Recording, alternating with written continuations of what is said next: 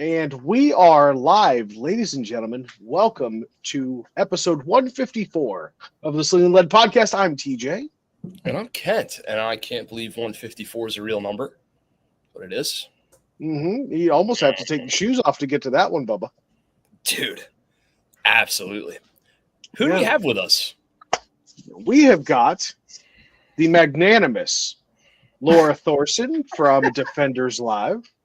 Lora, it is common practice, call it tradition, if you will, that the guest in the hot seat gets to answer the $1 million question. Who the hell are you? I'm a lot of things. I wear a lot of different hats. I'm a wife. I'm a mom. I'm the voice behind Defenders Live. I'm a firearms instructor with Defenders USA. But if I had to narrow it down to two things that I think that I primarily am, based on my mission in life, I would say I'm a communicator. I care about listening to people in those various capacities, and I'm a protector. Communicator and a protector. I like that. So wife, mom, business owner, firearms instructor, podcaster. Yeah, that sounds really crazy when you say. Again, speaking of running out of toes and needing to take off shoes and shit, wearer of many hats. That's why I do the show in flip-flops. Yeah. So, Laura, what you're going to find out is that this goes considerably differently than some other firearms podcasts. For one thing, like all the good ones. Right. For one thing, this is all about you tonight, right? So this isn't a conversation about training. This is a conversation about how you approach training. This isn't a conversation about podcasting. This is about your podcast. Like, there are no ad breaks. There are no topics. There are no subject headers. There is no prefab plan, which sounds a whole shitload like the show that you do that I was just on. And somehow we both do almost the exact same thing. And yet we weren't friends until Dan Brady made us friends. Isn't that some weird shit? Seems a little derivative, doesn't it? It does. We had a good time. We did. I had a good time. I don't know if you did, but I did. I absolutely had a good time. Yeah, it was a good conversation. Feel at home, because all this is role reversal. Yeah, I'm going to try to be you. That doesn't make me feel at home usually, but I'll do my best. I'm going to do my damnedest to be you. You can be your damnedest to be me, the guest. Okay. And TJ is going to heckle us from the sidelines. And keep what us is your on track. role, TJ? I do everything else. You know the Joe Rogan experience? Yeah. He's like Jamie with a gun. Jamie with a gun?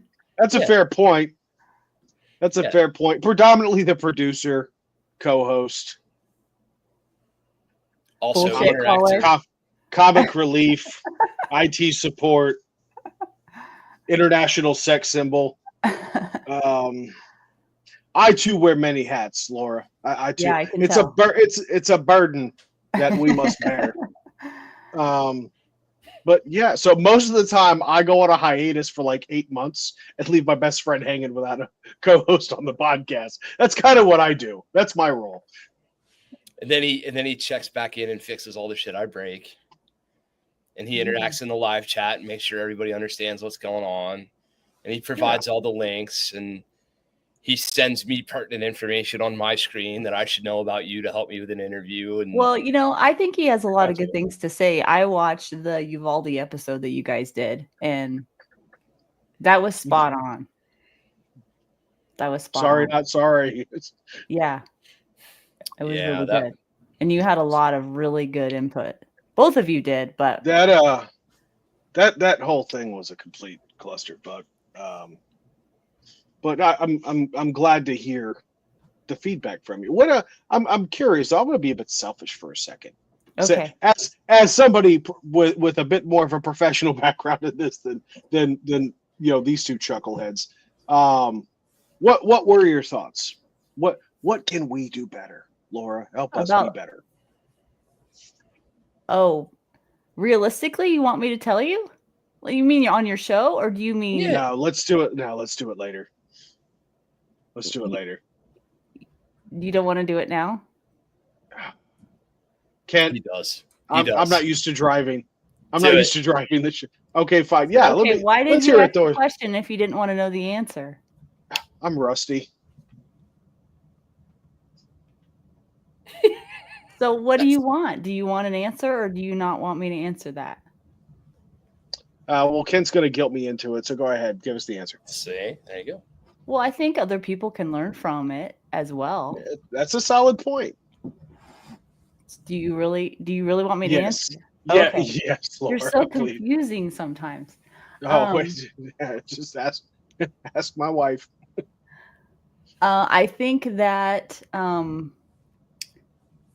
one thing that's helped me, one thing that I've learned is that when I like to contrast how I used to do my podcast versus now, I did similar to what you guys are doing, where I would just get on and just start talking.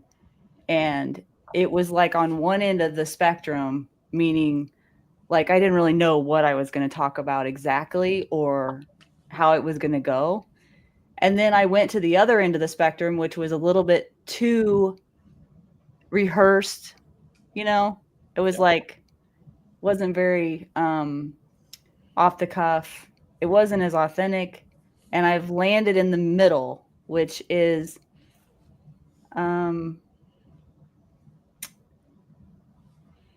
I think sort of having an idea or a plan of where I would like to go, but being willing to be flexible.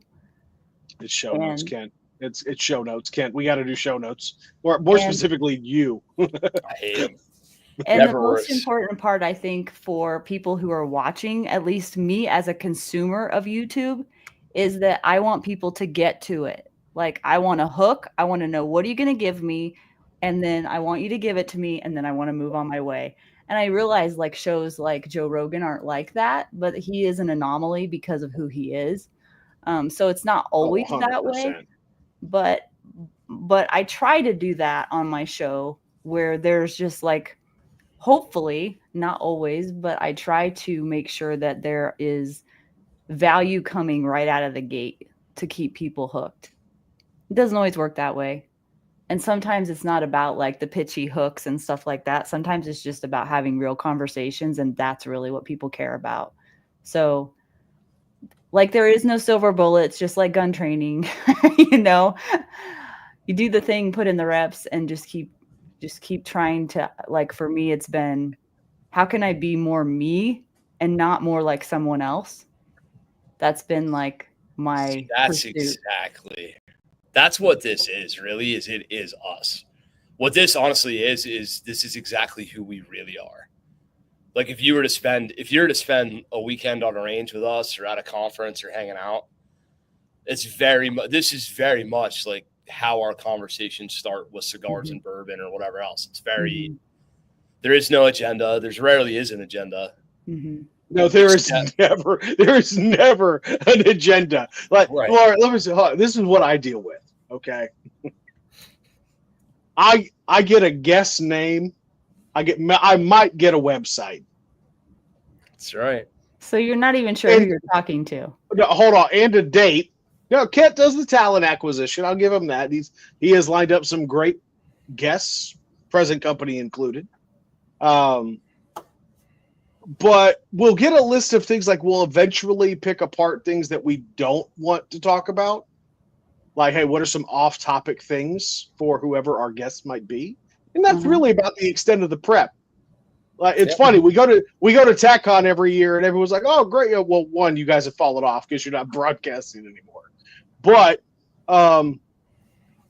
like, yeah, they're like, "You guys don't prepare for anything." I'm like, "No, 100%." I've done that too with some of my guests. I've not prepped on purpose.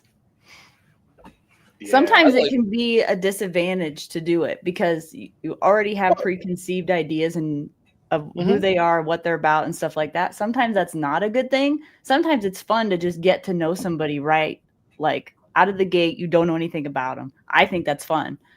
It takes longer though to get to the point. And so it can work out really well, or it can be a complete failure. Can go either way. I don't think there is such a thing.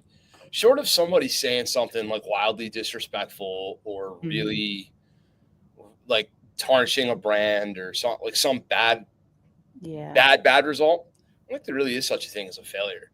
When the whole goal is just to have a conversation and have it be about the person that's the guest. Yeah. There is no failure. Unless you didn't vet them and they're not who they say they are and that kind of thing. Then that's a lesson we've learned. Yeah. I worry about that. Yeah, we had that once. Yeah. Twice. Oh yeah. No, it was twice. Yeah, you're right.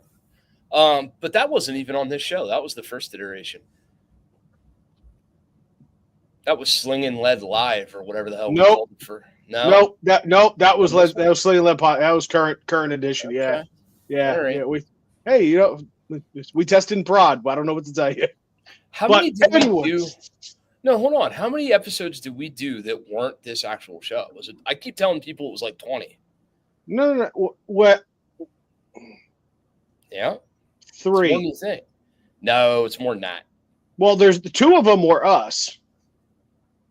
Sling'N Lead Live or Sling'N Lead Podcast had a different variation. Yeah. But you and I did a podcast. That's how we met. Yeah. I know. I mean, you're the one whoring around. You've been over here on Laura's podcast. You've been over on PNS and shit, and I'm just over here working my ass off like a rented mule. See. No, I feel like we did more under that old flag than we might have. We should revisit that and pull it back up. Oh wait, how many episodes under the old flag? Yeah. Oh yeah, maybe a dozen. Maybe a dozen somewhere. Okay. Yeah, something like that. Yeah, 20 would be. I thought you were talking about how many shows we've done together. No. I put the wrong emphasis on the wrong syllable. Yeah, it's only been 3 shows, but the first one that we decided to change, I think we did like. My point was, I think we did maybe as many as 20. Figure it the hell out and try it episodes. And to Laura's point, we did the crazy show notes and the ad break times, and then we're going to say this in 15-minute increments and all that. And that it gave us like full, ADD attack. We couldn't do that, but we tried. Be sustainable, right? Yeah. Whatever you do has to be sustainable. And this honestly is like this takes longer than it needs to, for sure.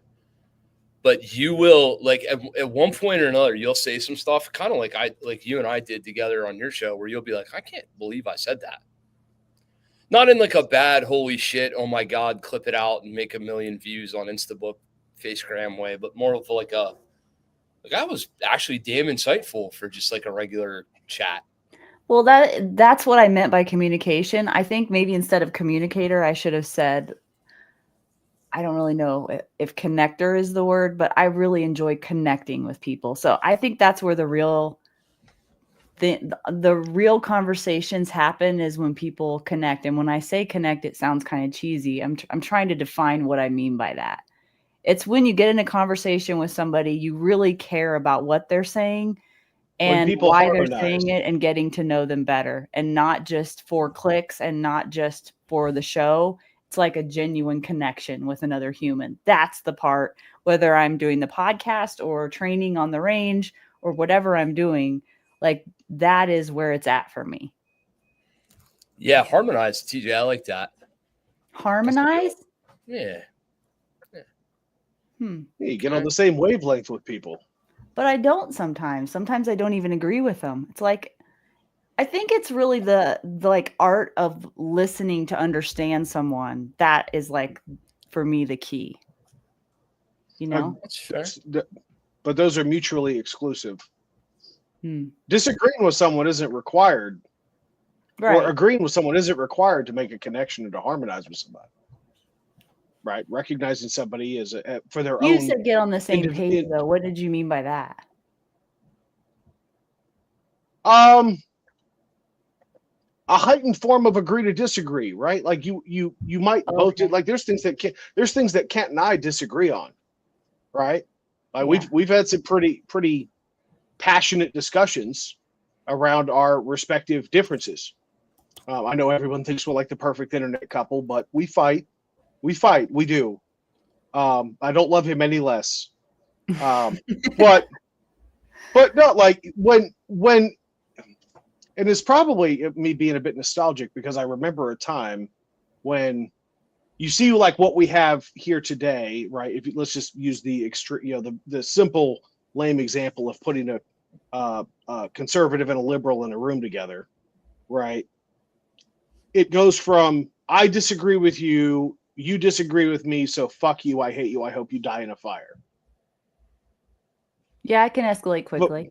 Right. So, but back in, it's not unheard of, even today, albeit more rarely, when we can have even a vehement disagreement about polar opposite perspectives on a single issue, but still appreciate and connect with each other and enjoy the conversation. Mm-hmm. Right. So Mhm. it's a harmony. It's a harmony. Right. I like that. I think some people. I wax philosophical every now and then. You do. It's a good thing. It's a good thing you got out of the office today and got up in the freaking boat for a minute. Dude, bro, I needed it. Although I got that weird thing going when I stand up for too long, I can still feel the boat underneath me. It's like being in a when's the last time you were in a Greyhound bus going some damn place? Laura, were you ever in a Greyhound bus or were you too cool for that? I never rode in one, no. From Fort Lewis, Washington to National Training Center, Death Valley, California. And you get out of the bus and like the whole world feels like it's still bussing. Yeah. Yup. That is a feeling. I think some people, honestly, the best teachers can just find themselves in a conversation with whoever and at least make the other person feel comfortable enough to be themselves. Mm-hmm. We all to a degree have that who teach. We all have that who lead in business. We all have that who parent. If you've without being too personal, how long have you been married? Oh geez, now I got to math. Almost 20 Told years. You. I say flip flops for the win. 18, just saying. 18 years. No, I just did the math. 18 years. Okay, and you guys were together before that a little bit, or no? For a year. Okay, so 19 years total. Mm-hmm. Was it like immediate harmony from the first click? In some ways. But in other ways, like 6 years in, you were finding yourself having to refigure out something about this person that you thought you knew, or like readjusting to a new life normal, right? Like my poor human has been with me for a big piece of time, and we change. I think we change every 5 years as people. Mm-hmm. I really, really, truly believe that. Yeah. So even if you're a decent spouse, like we talk about teaching or leading or this or that, like it's some big overture, but even if you're just a decent spouse or a decent loved one or friend or brother to somebody, your sister, you're probably learning how to reharmonize with them or reconnect with them after maybe waning or losing a little piece of that. Totally. That happened with my sister recently when she came to visit. I hadn't seen her in 5 years. And we've always been, I don't know if close is the word, but we've always liked each other at least. Fair. Been on each other's team. But when she came to visit, this time was different. And I realized that it wasn't because she was different. It was because I was different. And the same happened in my marriage too. Yeah. Right. Things got better because I was different. Yeah. People expect us to be the same us. You can't. Sort of like, no, imagine I recently bumped into a guy I went to college with. He was not doing a beer bong through his ear or any like he was an adult man with like children and business and stuff to do, right? And I remember him as like, rock on party hard Wayne's World guy from college when we were 19. and he's now 39, I'm 38. Like, we're different humans. Mm-hmm. There's 20 years that have changed there. We eventually like started picking back up and like, oh, so you're a dad, I'm a dad, you own a business, I own a business. We started like reconnecting on new things that we never had to connect about before. But in that first little bit, like, you're expecting that to be the same person that you haven't seen for a decade plus, and that's not real. Yeah, and I think people make the assumption that you can just stagnate and not go in any direction, and I actually don't believe that. I think you're always moving in a direction. Whether it's forward or backward is up to you, but I don't think that you ever just stay the same, no matter what. I think the most uninteresting, saddest people can do that. Really? I think they're regressing. Yeah. Well, that it might be, but like I guess regressing. If you're not moving forward, you're regressing. There's an argument to be made there, but I also know a guy from high school who is the same guy. Like the exact same guy. I see him around town and I'm like, this is why you don't move home. Like, seeing that same guy, right? We've all gone and lived other places. Mm-hmm. He even still looks the same. He looks like he's in the damn time machine. Like, he literally looks like it's 2004 all over again. Did he get married or have kids, or he's just still in the same Has circumstances? not moved out of the house he lived in when I knew him. Wow. Never moved out of mom and dad's house. Still works at Why the do you same think restaurant. some people are at least proclaimed to be like, I've met people like that who like proclaim that they're totally happy with that, and maybe that's true. But then why are some people the complete opposite, where like, because I'm just not like that, and I can't even pretend to be that way. Like, even just like, I'm not saying I'm not at peace and I'm not content in a lot of ways, but I have just a really high drive to learn and grow. It's like fun to me. I enjoy it. Were you always like that? Were you like that at 15? Yeah. So I imagine my man here has always been the other way. Yeah. Like, so your desire to learn and grow is not a new trait of yours. It's always been a thing for you. So in much the same way, like, you haven't changed. In some ways. Yeah, you still want to learn. You still want to grow.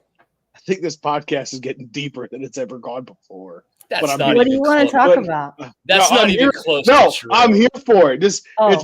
this is awesome. I love it. Oh, funny. Teach, that's not even close to true. You're not here for it? No, no. We've gone way deep comparatively. I could think of examples. So I think it's an interesting segue to figure out how to reach that, whoever that person is, from the perspective of the teacher. Yeah. You can't make somebody want to learn. You can inspire them to take a step in the right direction, but I have beat my head against the wall in frustration in the past, thinking like, if only I could just get through to that person, and what I've learned is like, not my job. Like, I can give them a hand out, but they have to be the one to reach out for the hand. You know what I mean? Like, I can't do their work for them. No, you can never do the work for somebody, but you can be But I'll you can be be a here when they're positive ready. example. I will totally be here when they're ready. Yeah. And I will encourage them and try to lead by example, but can't do it for them. So we know now, like, we're kind of getting into a crescendo where we start talking about gun training and your interest and your passion in our little universe here. I always kind of like to ask people, you've been an instructor, you've been a trainer for about 5 years. I was tracking that from last time. That's correct. Which you're still relatively new comparatively. Mm-hmm. Yeah. So what was your thing that you were this passionate about before this? before firearms training, or is this the thing that you've been most passionate about professionally ever in your life?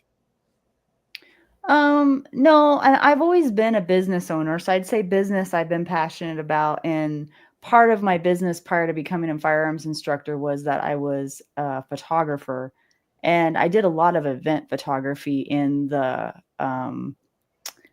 equine industry. So rodeos and bull ridings. And I did some portrait photography, but I really liked event photography because it was fast paced and it was really challenging to get the perfect shot. And so I know that it might sound silly that there would be carryover between a trigger press on a camera and a trigger press on a gun. But when you're shooting barrel racers in an arena and the entire pattern, I think, is between 13 and 15 seconds on a good run. So you can figure out how much time, each barrel is. It's not very much time at all. And I got it so refined down to the stride of the horse's feet hitting the ground at just the right time. I could see that in my mind as the horse was running. I could pace off the horse as it was coming off the first barrel. And between the first and second barrel, I could know exactly when that horse's front legs were going to hit the ground. And every horse's stride is different, right? But I use that now in shooting because if I can relax my gaze and just notice what the dot's doing in relation to the target, it's the exact same thing. It also sounds an awful lot like a competitive shooter planning out a stage. Yeah, I guess so. I didn't think of it that way. There's a lot of carryover, really, now that I think about it. That is exactly what I was looking for. So normally, if we were ever any good at something else, we can find tie-ins to the stuff that we became good at now. Mm-hmm. And what you just did was an amazing job of relating the known to the unknown, because somebody may not have ever relaxed their gaze and seen a dot. I have. It's easy for me to relax my gaze. I'm fucking blind. My gaze can't get stressed if I tried. It don't work, right? I've seen exactly what you just talked about. But you just have a haze. Yeah, there's a haze there. There's a dot somewhere in it. It's fine. Everybody's seen a horse run. And the way that you just described, I'm literally envisioning a horse's hooves striking the ground, and that in relation to when you're trying to catch a picture of it and everything like that. You just did a great job of visually creating a known to an unknown reference point and made it a tie-in to shooting. I've never even thought of it before until now. So there you go. There you go. Thanks for bringing that out of me, Kent. Well, it's not hard to bring it out of somebody when it's natural to them and they're a natural teacher. Like, that's the kind of shit we do on the range all the time, isn't it? You do that. Well, okay. Let's define who we are. We are professionals who enjoy this and do it well. We are not holding clipboards and whistles and screaming at people from a chair with a bullhorn. It's just a little different. But, like, how many times have we talked to a student about their thing? Hey, what are you really good at besides this? And they go, that's one of my favorite questions, by the way. Yeah. What were you ever great at besides this? And somebody will say a thing. For you, it was photography of horses. So you did like sort of like a horse only hooves. So like you're just trying to see their hooves hit the ground and all this. Like that was how I knew the timing of my shot. It was supposed to be a horse foot porn joke. Never mind. It's fine. Yeah, I guess. Laura, were you paying attention to the beginning portion of this conversation where we said I'm the comic relief? Right. Right. Anywho, my point is, imagine talking to a guy and he says, "Oh, golf swing." Yeah. And then in your mind's eye, you envision a golf swing, and then you try to relate shooting to it. Like, it's the same. Yeah, totally. So in that way, you just kind of put us in that mindset and that spacing.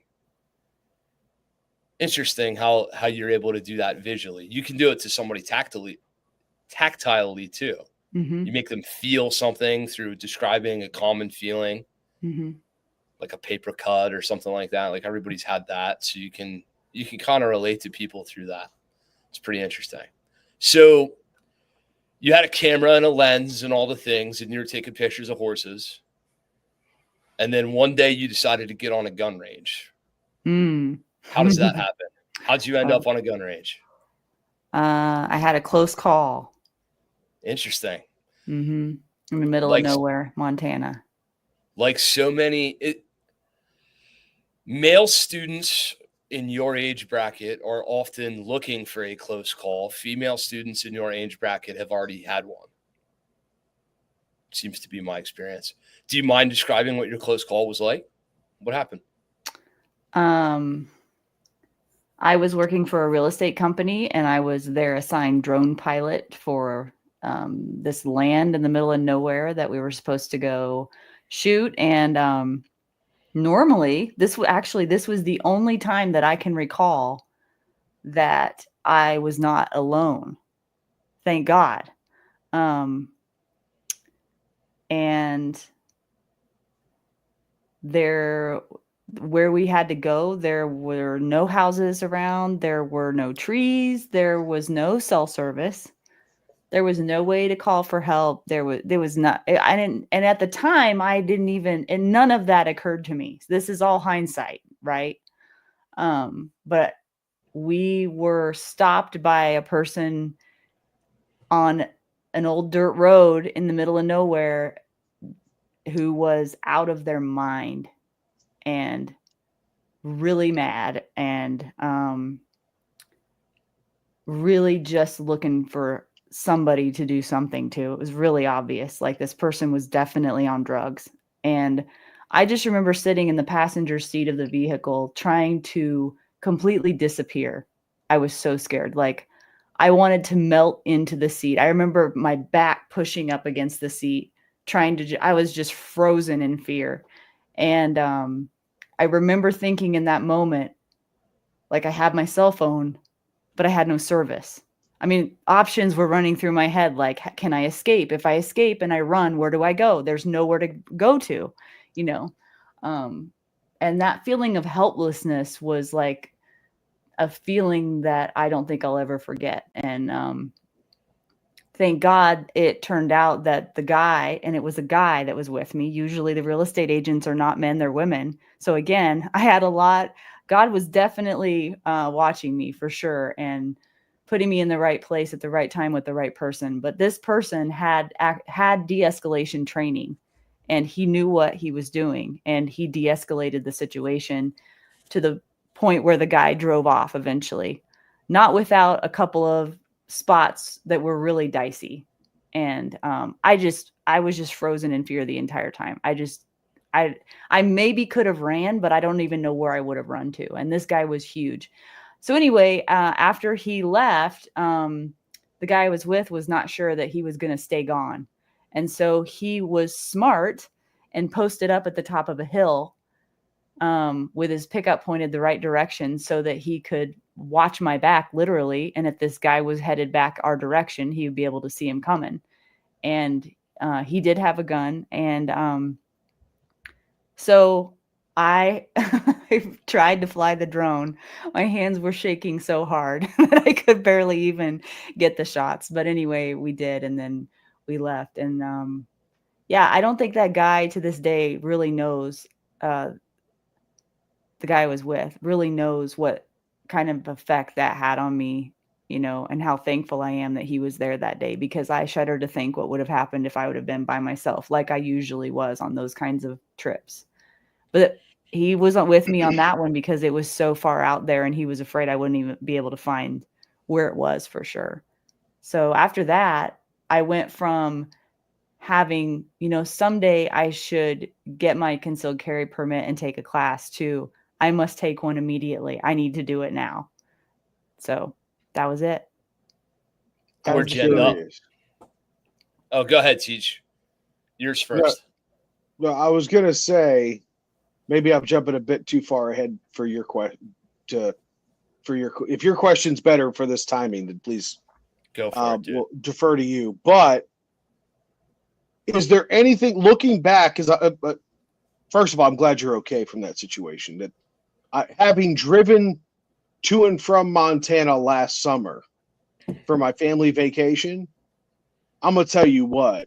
If you were out there filming property, Folks, if you've ever been to Montana, you would know that if you know the name of the town you're in, you might have cell service.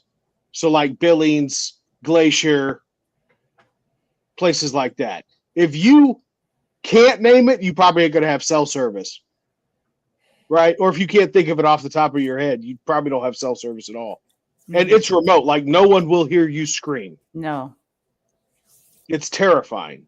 But having gone on the path that you have been on, now that you were, especially that you're teaching other people, do you often look back at that situation and think about like, okay, now that I know a bit more about what I'm doing, I would have done the following differently? Do you replay it through your head, kind of you then and compare it to what you know now? Oh yeah, and the difference is now that no matter where I'm going, I don't always have a plan necessarily, but I have an idea based on where I'm going as to what I should have with me or what things are probable or likely versus not likely, and just have common sense about it, which I didn't have before because I had no sense about it. Like it never even occurred to me. Like I was so naive back then. I never would have guessed that there were people like that on the planet. Like I knew there were, but it never was a serious thing in my mind. You know what I mean? No, I know exactly what you mean. I am a firm believer that the vast majority of people who are quote unquote anti-gun or on the fence haven't fully comprehended exactly how ugly and evil the world can be. Yeah, and that was just a small taste. I mean, it could have gone so wrong in so many ways. And that was enough. That small little taste was enough for me to be like, oh no, reality slapped me right in the face. So that was your crescendo moment. Mm-hmm. Had you ever been that scared of another human in your life prior to that?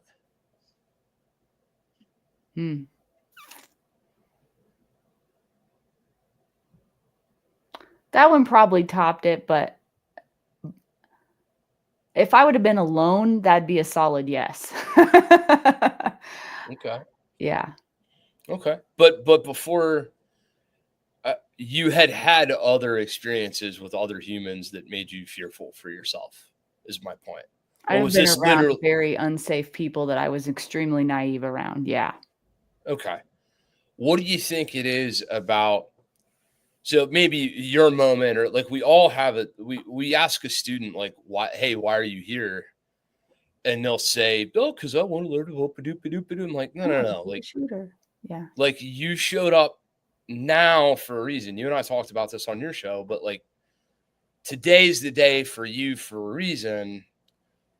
What do you think it was about that harrowing experience with another violent human versus other potential bad experiences in your life?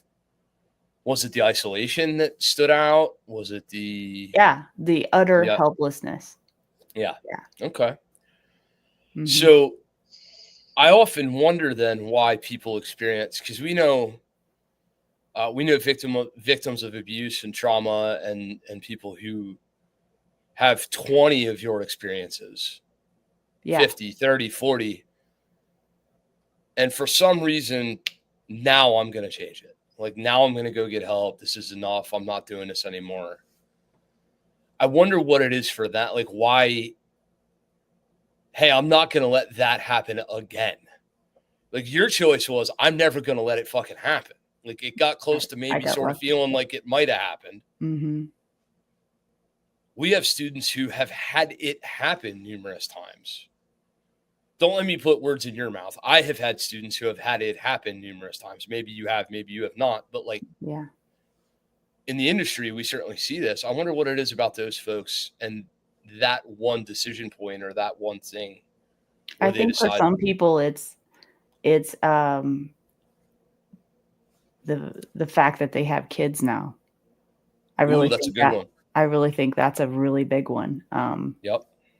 Unfortunately, I think there are too many people out there who don't value themselves enough to even believe they're worth saving. Yep. But when they have kids, they don't feel that way because they'll do anything to protect them. So at least they will come seek help for that. Oftentimes, the female student will vocalize, "I don't know if I could hurt somebody unless they were trying to hurt my children." Mm-hmm. And like, guys, those of you who are going to hear this who are not professional firearms instructors, like most of you, these are not like cliches we're speaking that are like, oh, this is a thing that might have happened one time, but we're acting like it happens all the time. I'm telling you that 30% of the female students that come to me say something to that effect. And it's not as though I teach, right. It's not as though I teach 2 women a year. I bet I teach 150 to 200 women annually. If there's 800 people that come through total, I bet at least 200 are women. It's not a like 1 in every 100 ratio or something like that. My point is, we hear it often enough that it's a thing. People don't value themselves, or people and living in fear is a real motivator. It really is, you know. Sure. And I think not for everybody, but for a lot of people, there comes a time where just enough is enough.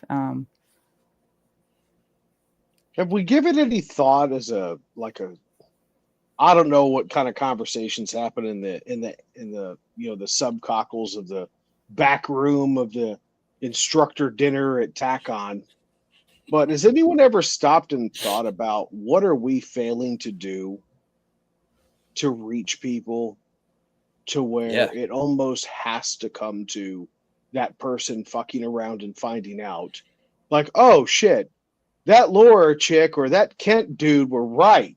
I should have gotten some training. Why is it seemingly always inspired by a precipitating hostile and potentially dangerous event? Not, I had a really good conversation, right? The same reason why people, won't eat right and won't exercise and lie to themselves constantly and justify everything they do. It's because it's not going to happen to me. Deep down, they don't believe it will. That's how I was. Deep down, I didn't believe it would or could. Intellectually, I knew it could or would, but deep down, I really didn't understand or know it. And first of all, I feel attacked. You feel attacked? Why? It's a fat joke. You're good. Oh. Same reason I don't work out and all that other shit. I've been that person too. I'm not discounting myself from anything I'm saying. Yeah. It's way easier. It's way easier and way more comfortable to not to have to think about all the crap that could happen to you. Whether it's your health or whether it's your safety. It's way easier to just live in oblivious. So it really comes down to an ignorance is bliss.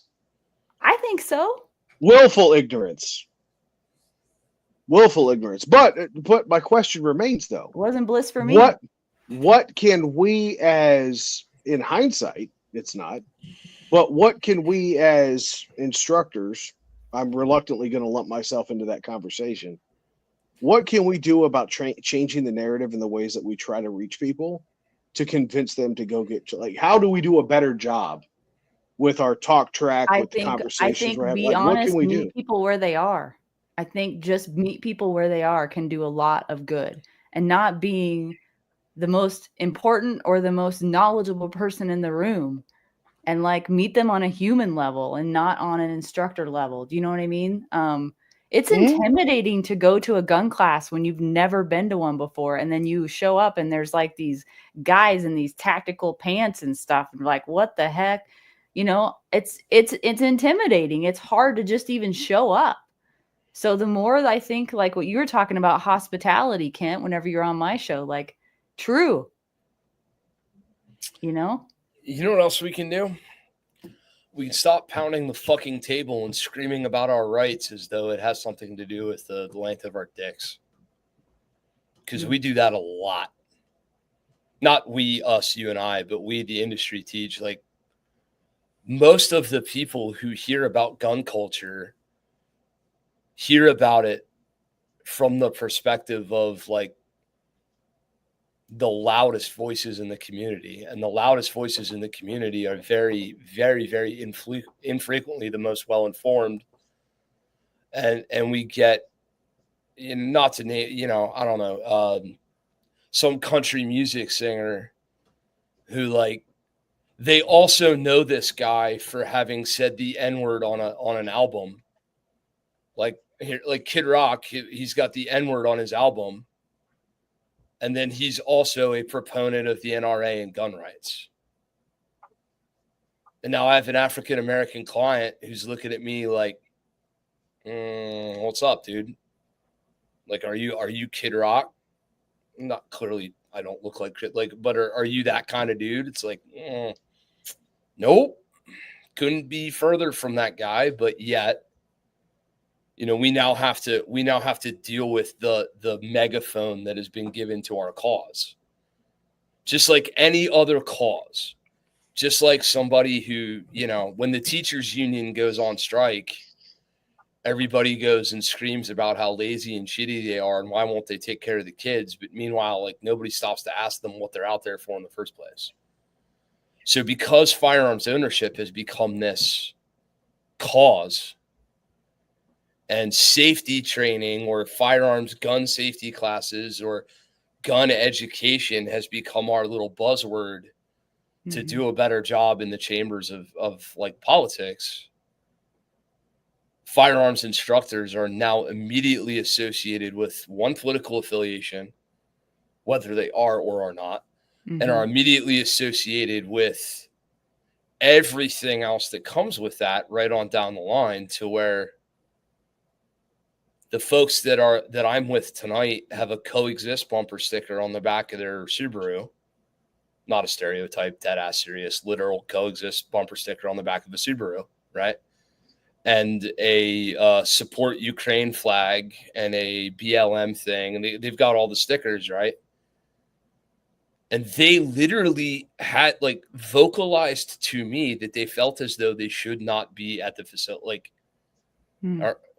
Are we welcome here? And of course, me being Kent, I just go, yeah, motherfucker, didn't I invite you? Like, I'm like entirely missing what they mean. I'm like, well, yeah, I invited you, didn't I? Yeah, because one of these things is not like the other. Right. And then I go like, oh, wait, you mean, like, do we allow Democrats? And they kind of like shuffle and chuckle a little bit. And I go, yeah, we just charge them more. It's fine. Come on in. Like, and they look at me and I'm like, guys, you're fine. And I literally have to then take 5 minutes and talk about how the right to self-defense is an inalienable human right.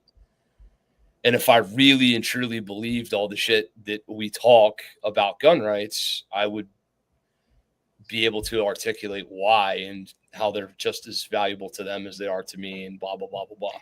That reminds me of Christianity. It's the same way. Sure. Yeah. Exactly the same. Yeah. Exactly the same. I had an instructor, Zach Cox, come up and teach shotgun with me. Zach and I taught shotgun together here a couple weeks ago.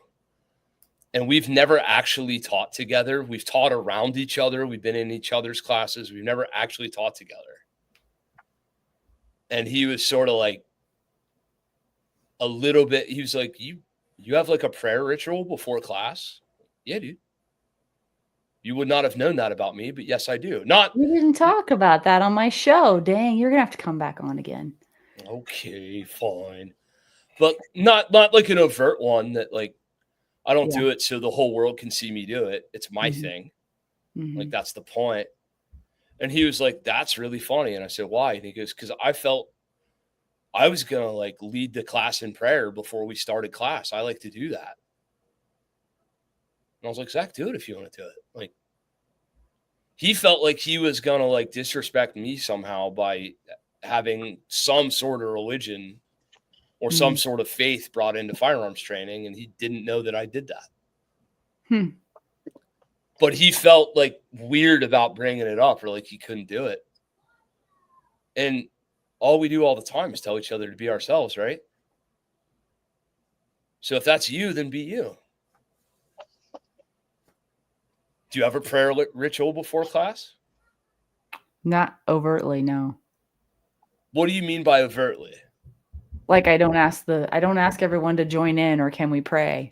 I Right, just right, right, pray right. silently to Nor do myself. I. Nor do I. But Yeah. he actually he leads the class in prayer.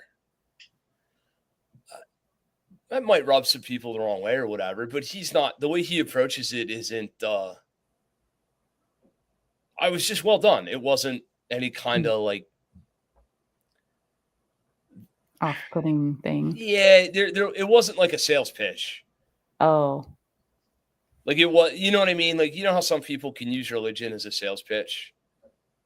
Like Oh yeah. look how devout I am or whatever. Mhm. It was just him doing a thing he does all the time, and it's Mhm. his thing. Interesting, right? But yeah, we have people who immediately associate firearms training or guns or gun ownership with, because I know that person owns a gun, I now know all this other shit about them. Right. And That's you don't. totally not true. Right. You don't know that about me or Yeah. you or Tej at all. You'd be surprised what Yeah, you just know. go to a Girl in a Gun national conference. You will meet every shape, size, demographic, background. And we all have fun together. And it's surprisingly really fun. I would never guess that being around that many women would be that much fun. I'm usually one of those people that hangs out with the guys because women bring drama, but these girls are different, most of them. And it's a fun time. It really is. You know, training conferences in the industry can be a little cultish at times, Mm-hmm. a little cliquish at times. Mm-hmm. And I'm still like, in terms of the experience, like the actual learning experience for the student, I'm still not entirely sure people aren't better off just going to a 3-day class from somebody. Mm-hmm. Depends on what your goals are. I mean, some people are there to just socialize, honestly. Right. And I think we Or talked about that too. or some people are there to figure out who the hell they're going to go train with next year. Mm-hmm. In Yeah. which case it makes total sense, right? A little appetizer, and then you decide if you want to buy the steak or not. That makes Mm-hmm. sense. Mm-hmm. But those things can be that way. The other thing they can be is, and this has been my experience, it's like summer camp, man. I know. It's just like summer camp. That's like, to me, did you ever go to summer camp? No, I haven't, but I've watched enough movies to know what they're like. I was a freaking counselor. Okay, here's some Were religion you for you. really? I was a counselor at a Lutheran education camp I'm not surprised. for You would be good at that. for a week. Oh yeah. I was terrible at it. It was the worst. Really? That was 18-year-old Kent, man. There's a lot of difference between 18 and Well, it was called Camp Crystal Lake, and he got a little distracted, and this one kid might have drowned and then came back to slaughter people time and time again. there's a movie reference for you.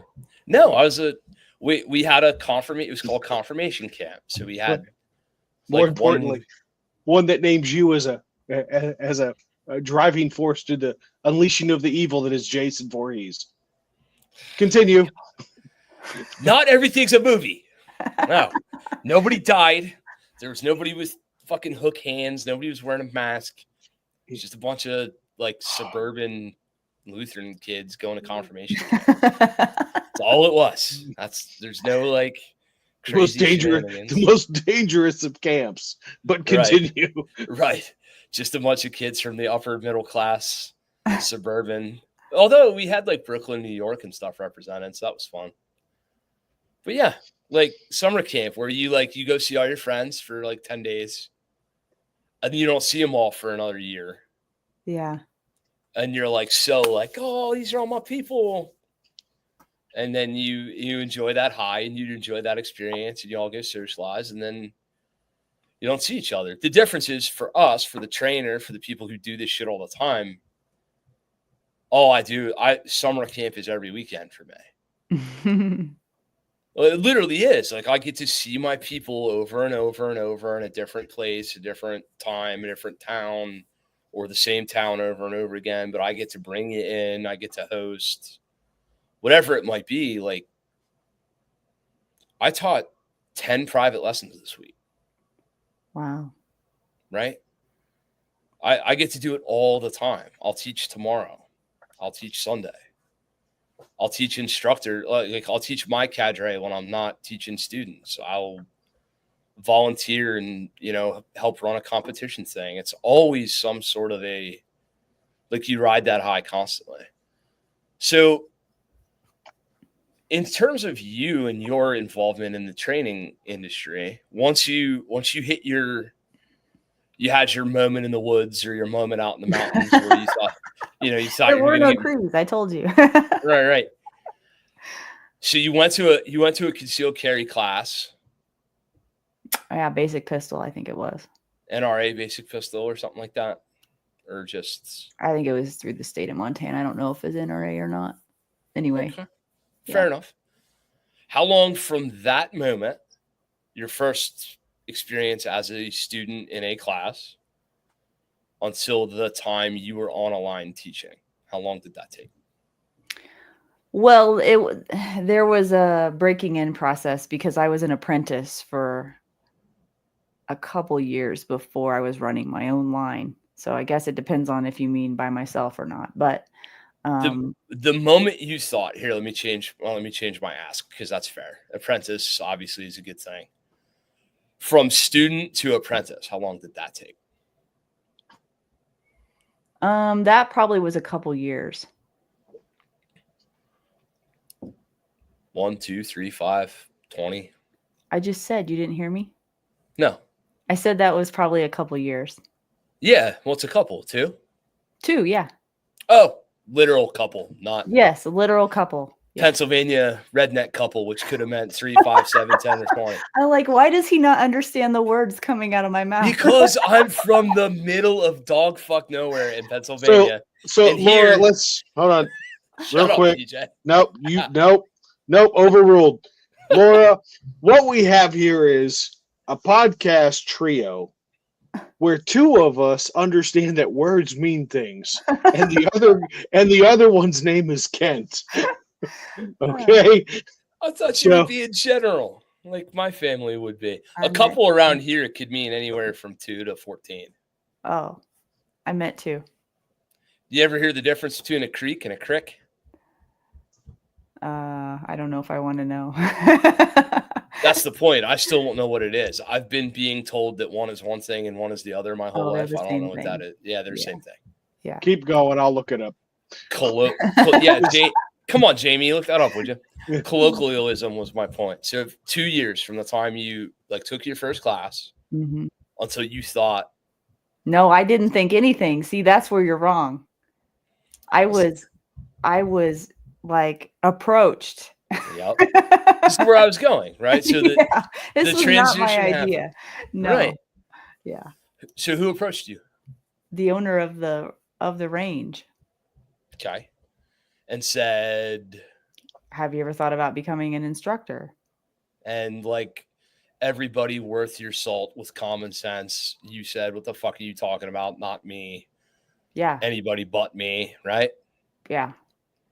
This is the story. We all have the story. Every one of us who's not the sit in the chair, holler at the bullhorn guy, every one of us has this same story. I'm just trying to figure out what your path to realizing, maybe me might have looked like. You know what I mean? Took a while. What came first, the skill or the imposter syndrome? Right. Oh my God. Yeah, that's exactly it. That's literally the question. What came first, the skill or the imposter syndrome? Exactly. So you were asked to apprentice, and then you had, how long from the time you were asked until the time you were willing to give it a try was it? Oh, a few months. I mean, I was excited. I was excited about it. I was very humbled and whoa, that it just kind of blew my mind. And then I thought more deeply about it. I'm like, actually, yeah, I think I could do that. I think that would be fun. But it was also terrifying. Mm-hmm. So what was the first thing you did in a capacity of a professional as an apprentice? Did you help at a concealed carry class? Did you shadow a private lesson? What was day one? Can you remember it? Well, I watched for quite a while, but when I finally did actually help, I was asked to teach a section of a PowerPoint, which was, I don't remember exactly which section it was right off the top of my head, but it was something short and sweet that if I messed it up, they could move on and, it would be okay. It would just be a bump in the road, but it turned out to be okay. And then as I kept proving myself, they kept giving me more and more. And then eventually that, ended up on the range. So started in the classroom though. So you did what amounts to maybe like 10 minutes worth Why of are a you PowerPoint muted? session? I don't think I am. I Am I hear the him only one fine. that can't hear him? Can you hear me? No. Can't you hear me?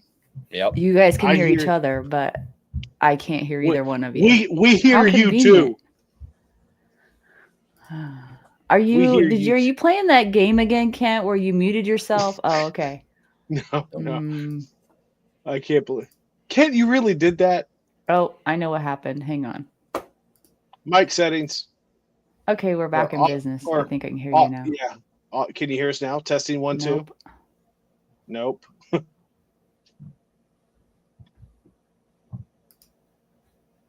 The feel like audio, the speaker part. I feel like we have to have like hold music Are you still whenever we're talking? troubleshooting. Yes. You probably are, and I'm not. I might have to leave and come back. Are you good with that?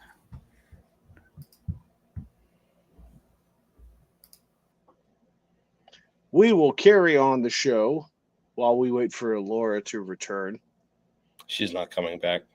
She's not coming. Yeah, that was how she got. That's how she got out of the bad date. Yeah, that was the equivalent. It was like, my friend's she's got this baby that was just it robbed a bank, and I have to go help her. That's probably absolutely real. She's like, what the fuck? Who are these two crazies? We're out of here. You ruined it again, Kent. I ruined it. You're the one with the ruined it. goddamn Ghostbuster behind you, scaring all the guests. First of all, not a Ghostbuster. That's Slimer. What about He's now? a ghost I from hear you now. Ghostbusters. You hear us now? Yeah. Okay, perfect.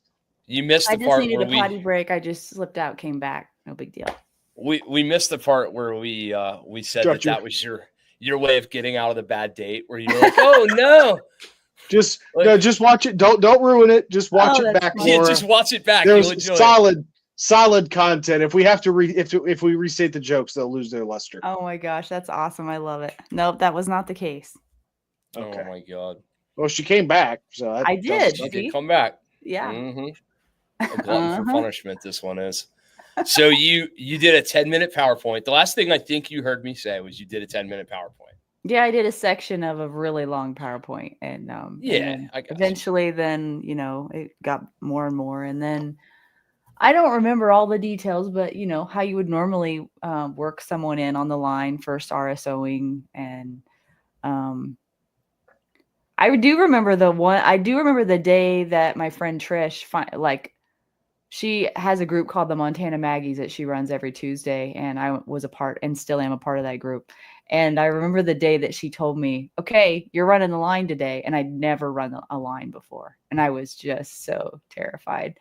And yeah, that's really cool to think about now, because it just reminds me how far I've come.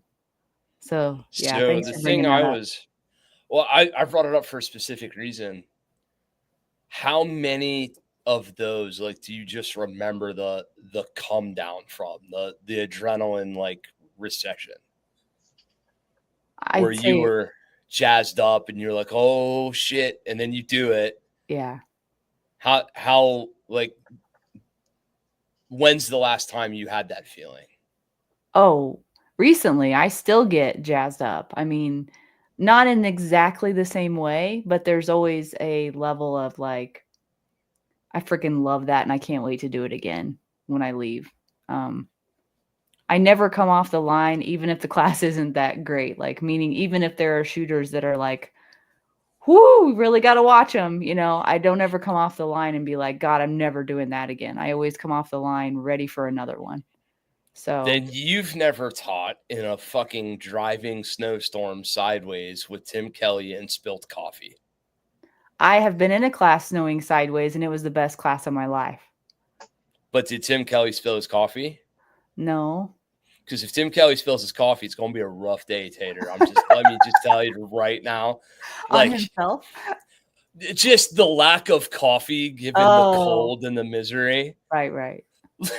We got back in my truck, and he looked at me, and he's like, well, thanks for inviting me, buddy. And I'm like, yeah, you're so welcome. Yeah, I'm but those so are the glad. memories you look back on with fondness, right? That's what I think. I think suffering with people is the best, most fun thing on the planet. It really is. That's called trauma bonding. Yeah. Oh, whoops. Well, whatever. It's all good. I love it. So you took me as jazzed up. I should have maybe said revved up, or maybe like terrified. Are you still terrified every time you teach? No, I'm not terrified. When was the last time you were terrified? I don't know if I can do this. Terrified? That, oh god. Social anxiety or stage fright or whatever version, as compared to terrified, like this motherfucker's gonna shoot his foot off today. Right. Okay. Which like twice a week. Like, yeah, that's different. Like that's a whole different ball game. Ken's got a punch card. I do. Yeah, I don't know. I think once I got through, a half a dozen classes, the level of like just complete and utter what the hell am I doing here started to lift a little bit. Mm-hmm. But it did take some time. And mostly because I had support, I had encouragement, and I wasn't just like thrown in the deep end without any kind of support at all. I think that would have made it much harder. So I'll be honest with you. I look upon this with like some jealousy. I never had that. Very blessed in that way. Yeah. Well, so I have people that have believed in me from day one who are still in my life and still like huge supporters. In my particular stupid case, like somebody else asked me, like, hey, will you do this for us? Right. Mm-hmm. But my dumb ass was immediately like, well, yeah, clearly that's within my wheelhouse. Oh. Remember, we're talking about young adult male Kent. We're talking about a 22-year-old, 23-year-old human. Yeah. Right? We're not talking about an adult in her maybe late 20s to early 30s here. We're talking about a fucking 15 years ago. Stupid puppy, comparatively, right? Mm-hmm. The male brain doesn't mature until 26 or 36 or 46. I was going to say 30-something, isn't it? 66 or 106 or whatever that magic number is. But like clearly for me, I didn't get to apprentice. I have since, like I've now assisted and AI'd for and done things for other folks. Mm-hmm. I mean, I started it for myself and didn't get to do it. I really enjoy asking these questions because what I do get to do is I get to make sure that our people have a different experience. Like my guys and girls will have a completely different experience than what I did. They'll have the opportunity to apprentice and to grow and to not get thrown in that crazily. Mm-hmm. But yeah, I think I might have quit if that would have been the case for me. I don't know that I would have continued. Yeah, sorry, I keep rubbing my eye. I mowed my yard today, and the dirt got in it, and it just still is in there. And anyway, did you not send her the show note or the preparatory sheet where allergies and basic human hygiene are not permitted here? No, but we did have a phone call before the phone call where she told me she was going to, quote, go get pretty. Yeah. Did you remember how I said I get pretty? No, what exactly did you say? I said I put a ball cap on. Right, and you put a ball cap on. I was told, yeah, I think we're 3 for 3 on that. I was told there would be a Montana broken in sweatshirt, and now there's an H. Yeah, it's sitting in there. I didn't wear it. I'm representing tonight, so. My wife gave me, I tried to come downstairs wearing the sweatshirt, and she was like, do something else. And I said, yes, ma'am. Oh, that's funny. So you apprenticed and you apprenticed and you apprenticed. And at some point you became, in our vernacular, a primary instructor, to where you can provide your own content without overseeing and supervision.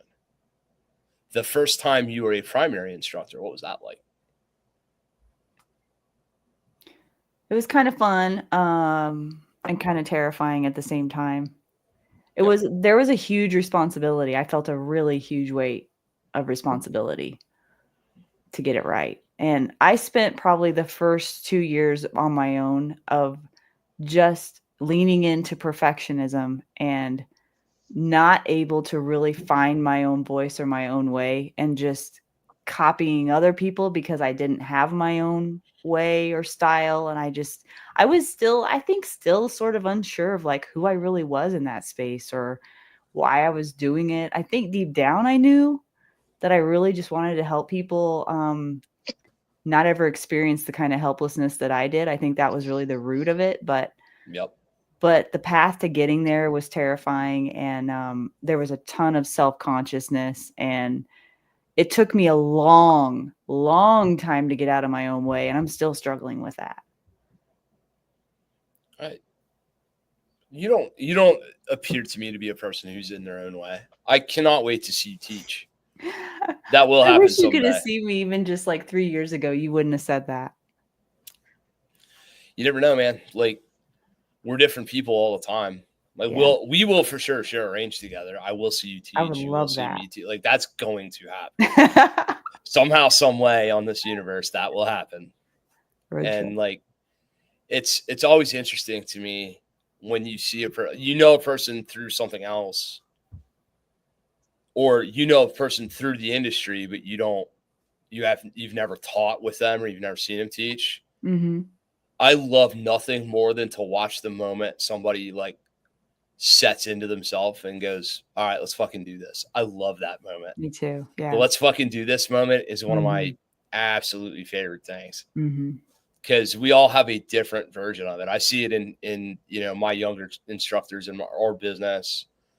I've seen it myself. Tej and I teach in defensive pistol metrics together. Like, I literally watched him come out of himself in a different way.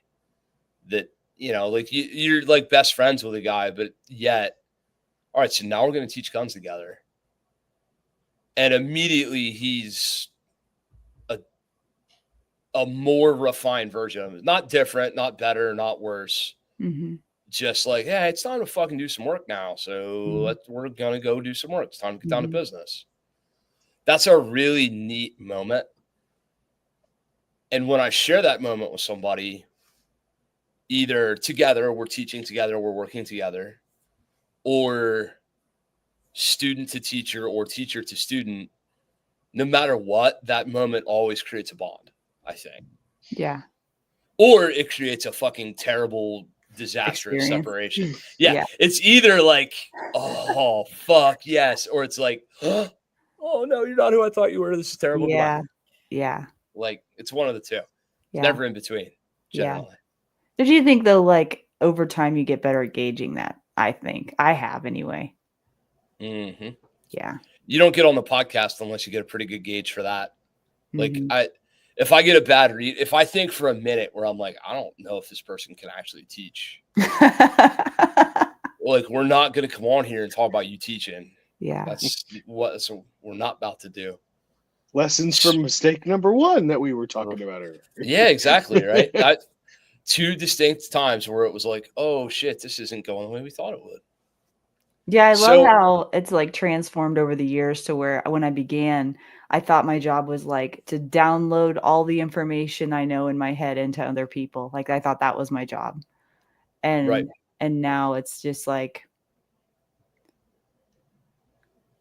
I just like get to connect with people. I know I keep using that word, but that is the key. If I don't do that, I can't reach them on a level that matters. So Well, I mean, it's peeking into a bit of what your love language is. Say more. Absolutely. You thrive on. I'm willing to bet that you strike me as the type of person that you either have a lot of friends, or you have a decent amount of super strong, like family level friendships. Because you keep using words like connecting with people, right? You keep coming back to that as something that you thrive upon when you talk about the teaching that you're doing. We haven't even taught about the different types of courses you teach yet, right? You consistently refer back to that connection you made.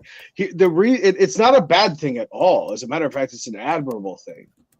And I speak as a bit of an outsider here. I only play an instructor on TV, but one of the things that impressed me about Kent, and still impresses me to this day, is I have never met another individual that is looked upon as a professional teacher or instructor or coach that has formed a lasting bond and a significant and meaningful bond with his pupils and students as consistently as Kent has.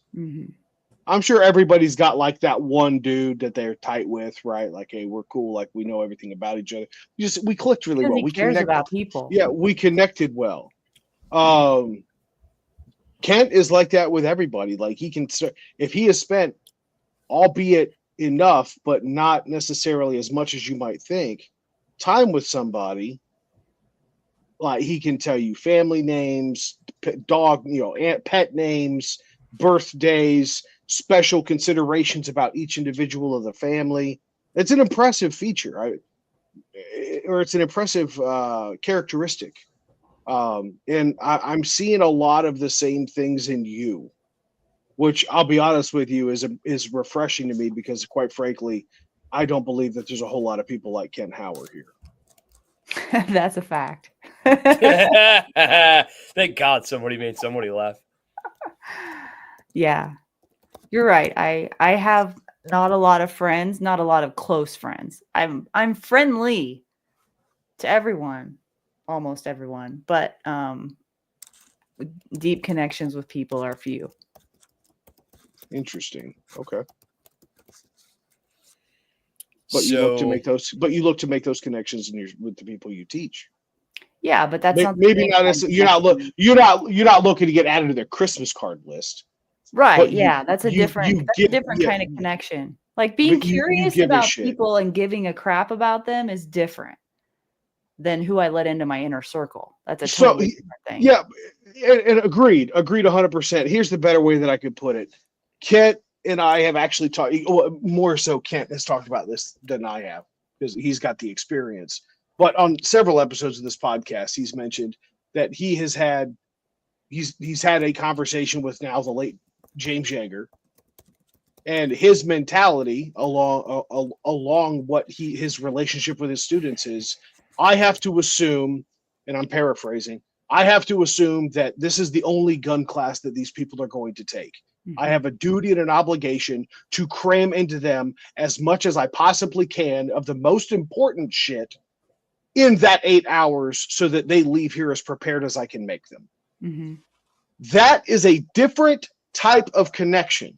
It is a connection, I would argue, right? I have to recognize these people are looking to me for help, and I might be the only person they ask for help. I want to help them as meaningful as I have, but the connection never goes deeper than that. It's transactional. Okay, I get what you're saying. Right. You are looking to make a connection and have a bond with the people that are coming to you to learn life-saving shit from. Right. I'm not seeking it's just it, the way though. it strikes me. You don't have to. I'm not seeking it. I'm offering it. Yeah. Kent doesn't seek it either. Yeah. There's a difference. Yeah. He'll be the first one to cut a motherfucker off. I've watched him do it. Right. Yeah, not everybody wants to play that game, TJ. No, that's not what they're there for. But there are some that is really what they need. They just need to really be seen and really be heard. And if you do that and you create that trust with them, then they will go further in the class than Mhm. someone else. It just depends on the person. Not everybody's Yeah. there for that, but it's pretty easy to figure that out. Oh yeah. Yeah, they usually show themselves pretty quickly, to be Yeah. fair. Yeah. And I know how to handle the ones that aren't that way too. It's not like everything is all like, deep and meaningful kumbaya stuff. And that's not always the case, but there's always something deeper going on. There always is. You can lie and say there's not, but there always is. I think it's interesting though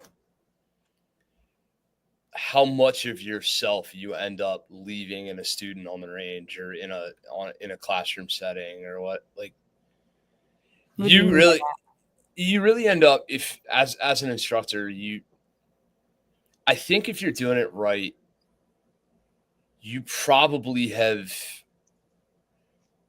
given more than you've taken from most interactions. Sure, you should. Yeah. Until, and I know I have a uniquely biased perspective on this because of the sheer fucking volume of private lessons we do. But when you've had the 35th and 40th and 50th interaction with the same student this year, Mm-hmm. like frequently, like a lot of times that happens to you, Mm-hmm. you eventually end up in their deficit where you've taken more from them than you've given them in terms of like the social interaction. Oh, okay. Yeah. Does that make sense? Well, yeah, because you could become friends with them usually. They wouldn't be coming back if they didn't like you. Well, not only just that, but like they're sort of, again, hospitality and sales shit, right? Like you were asking me before on your show about like how hospitality and sales kind of wraps into gun training. Mm-hmm. I'm their Wednesday night date night, man. I might as well be the bartender or the server. Mm-hmm. Like I know all the shit about them and their families and their business and their lives and their interactions and et cetera, et cetera, et cetera. It's gun therapy. Exactly. And they all know a fraction of that about me, not because I'm keeping it from them, Mm-hmm. but because at least 20% of the words that come out of my mouth should have to do with something like a trigger or some shit. Like I have to actually do my job. Right. At some point, the waiter has to ask you, what the fuck salad do you want? Well, isn't it ironic that the way you build a really good connection, or at least initiate a really strong connection with somebody, is by getting them to talk about themselves for about 20 minutes? Mm-hmm. Most people are really, really, in my opinion, I think most people are craving that. Yeah. I mean, Yeah. I think most people don't feel heard or seen in their lives, and they just want somebody to listen to them. 100%. That's a uniquely like non-gun thing. That has nothing to do with pressing triggers and It's a looking through human sights. thing. Right. Humans are the ones behind the guns. The guns are just the conduit for what's really going on. Well, unless you're the sit in a chair with a bullhorn and a whistle and a clipboard person. Right. Then you never get the opportunity to go any deeper. And I'm not saying everybody should. I'm just saying I feel like that's what I'm supposed to do. I love that. Yeah. I look at it. I often hear my jiu-jitsu coach talk about the difference between an instructor and a coach. An instructor is just there to impart knowledge and talk you through a particular set of, biomechanical gestures and movements to accomplish a certain thing, or to learn a certain topic, to master a certain skill. A coach is there to actually make you a better everything. Right. A coach is going to care about you when you win or lose at that tournament. Right. An instructor ain't going to give a shit. So a whole lot of instructors out there. We need a lot more coaches in our lives. Yeah. Well, that word, like even the instructor word, the NRA has some stupid number, 5,200 instructors. The USCCA has, 2,600 instructors. And dropped coverage on countless others. I'm sorry. That just kind of came. That just kind of. Yeah. The Right safety down the wasn't list. on. The safety wasn't on. I'm sorry. It's all good. There's a lot of people who and let me be clear with this. When I say this, I want you to understand what I mean.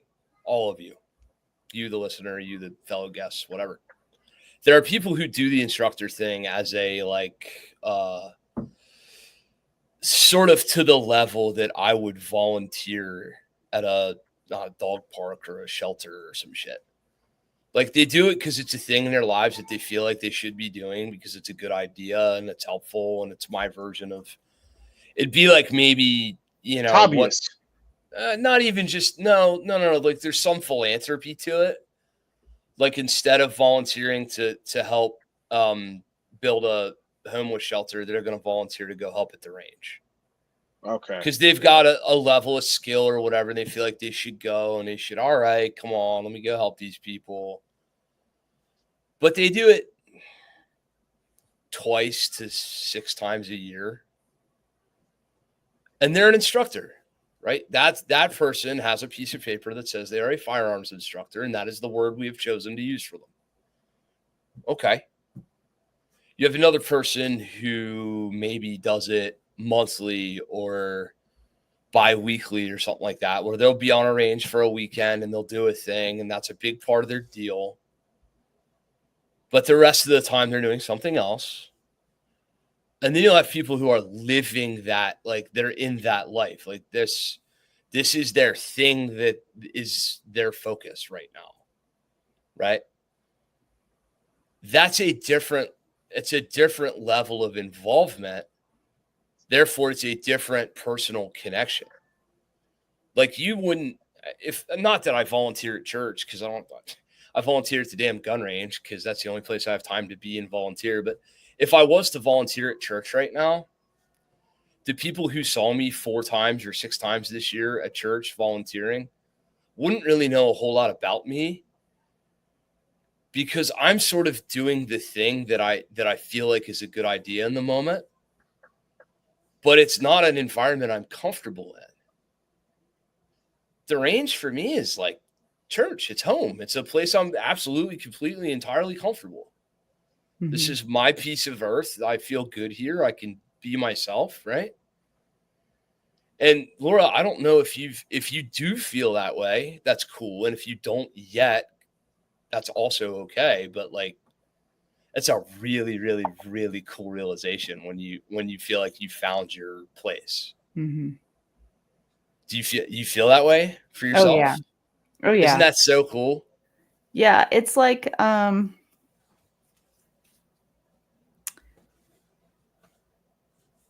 there's this range that I teach on now that I haven't always taught at, and there's a whole long story behind it. I won't go into it, but there are particular places that I do feel more at home than others. And the home range for me is like where it's at. And I guess it really like, maybe in some ways it doesn't matter where you're at. Cause I remember being at a Girl and a Gun and being in a class with like complete strangers, but just having so much fun that it didn't really matter where I was at. It was more about like who I was with was really important too. Like I did a really good job in Dan Brady's class, and I have this thing where when I'm full of joy, I cannot hide it, which is a whole other story because I used to try to hide it all the time, but I just can't. It just overflows. And I was jumping up and down. I was just so ecstatic. And I was in a class full of almost complete strangers. And I started high-fiving and jumping up and down at these people I didn't even know. And it was like my joy was infectious. Like you could just see them. And they were genuinely happy for me, you know? Like, I think in the past, I like tried to hide that because I thought people would like, I don't want to be too happy or I don't want to be too excited when I do well, because that's going to make other people be like, well, who does she think she is? You know, when the actual opposite is true. The people that I was with were ecstatic for me. And that was a really, really fun moment that I remember just from conference this year. And that happens more on the gun range than any other time.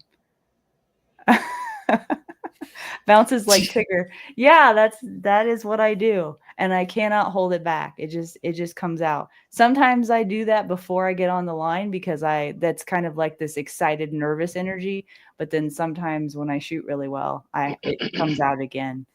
So it's just who I am. It's what I do. I have to get Winnie the the energy out Pooh. somehow or I'll explode.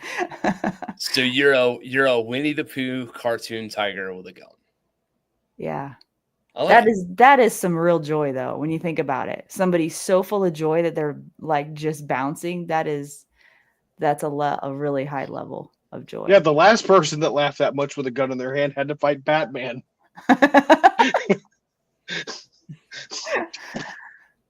Yeah. God, you're twisted. I wonder how, like, you've translated that. Have you been able to allow your students that same space to be themselves? Mm-hmm. How does that come out of you? Like, how do you? Are there intentional choices, or are there certain things you do to make sure that occurs? I think that the most important thing I can do is lead by example. Yeah. And so like when I'm demoing or what I think just existing in the world, like, leading by example is really important. And because I can say the words to people, but it's not always going to land, and I still do. I still encourage. I do say the words, but a lot of times I think just simply asking the question after they've done something they're incredibly proud of themselves for doing and they are on that high, just say, how do you feel? How do you feel right now? Like that by itself, Yep. something that simple can just open the door. So That's a very professional feminine version of my version, which is don't that fucking feel good or what? yeah. Like that it's such a cool moment when you bring somebody through that, or you help them reach a place of calm, or you share like a light bulb. So knowing the Apache crew, like, Derek Watkins, Mm-hmm.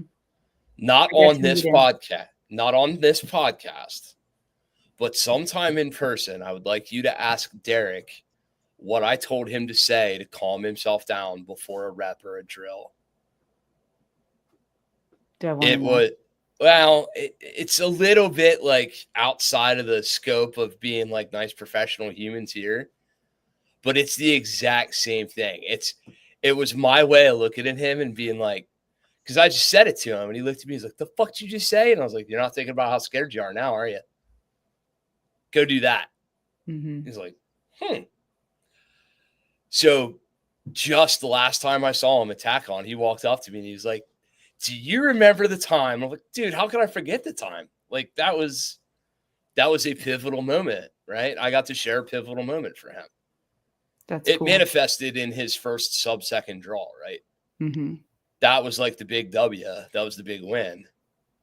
Yeah, sometimes whenever I'm not confident on the range or when I'm doubting or something, I have this little trick I play in my head where I channel somebody who's got the mojo, like somebody I know, somebody in my life that I love who's like really got that's really good at that one thing that I'm like doubting myself in the moment, and I can channel that inside myself and it works almost every time. It's so crazy.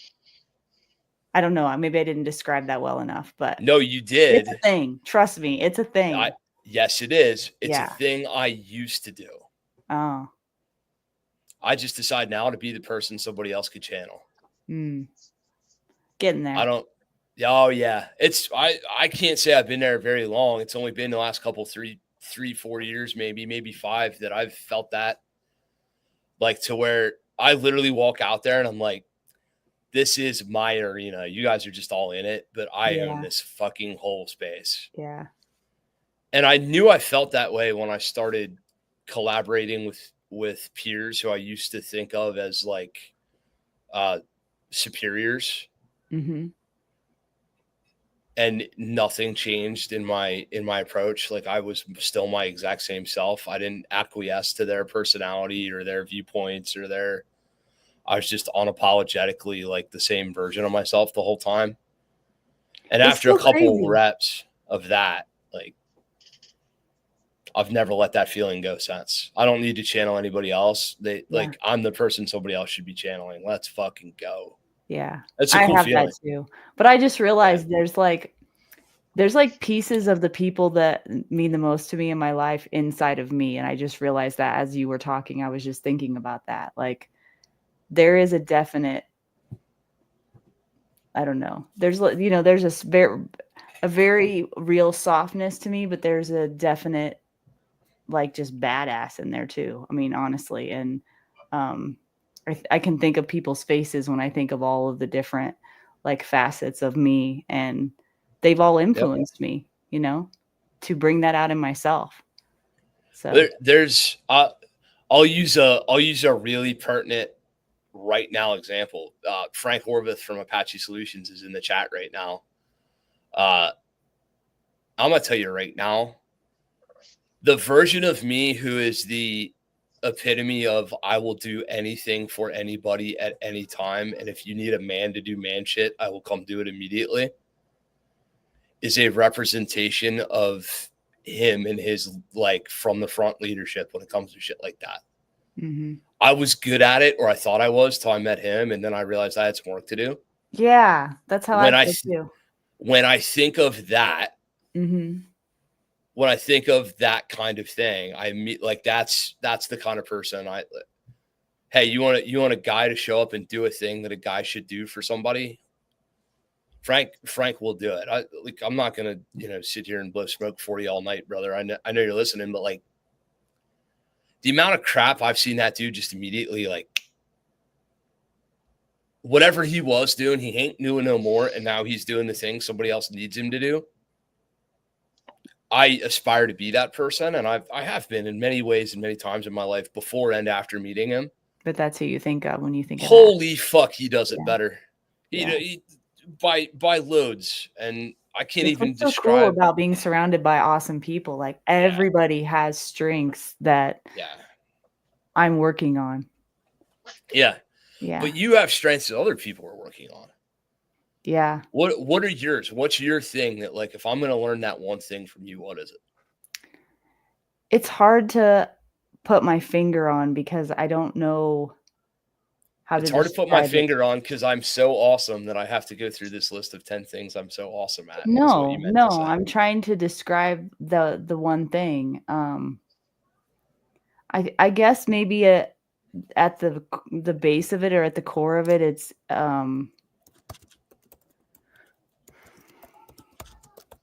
probably the things that come easy to me that other people watch me do and they're just like, oh my gosh, how do you do that? And it's just not even like a big deal for me. I would imagine. Would you define that as a strength? I mean, yeah. Give me an example of one of those things, though. Oh, just like photography is one of those things, or anything having to do with advertising, graphic design, computer, tech savvy kind of stuff. The other people are like, "How did you do that? You did that so fast." And it's like, to me, it's not a big deal, But as far as like, you mean like on the gun range? Personality traits, something in your like. I'm totally unique, Ken. I am a very unique person, and I don't mean that sounded really bad coming out of my mouth, but I am really different. I used to really, really have a lot of shame about being different, and I really tried to conform to everybody else for the longest time, and I just finally realized that thing.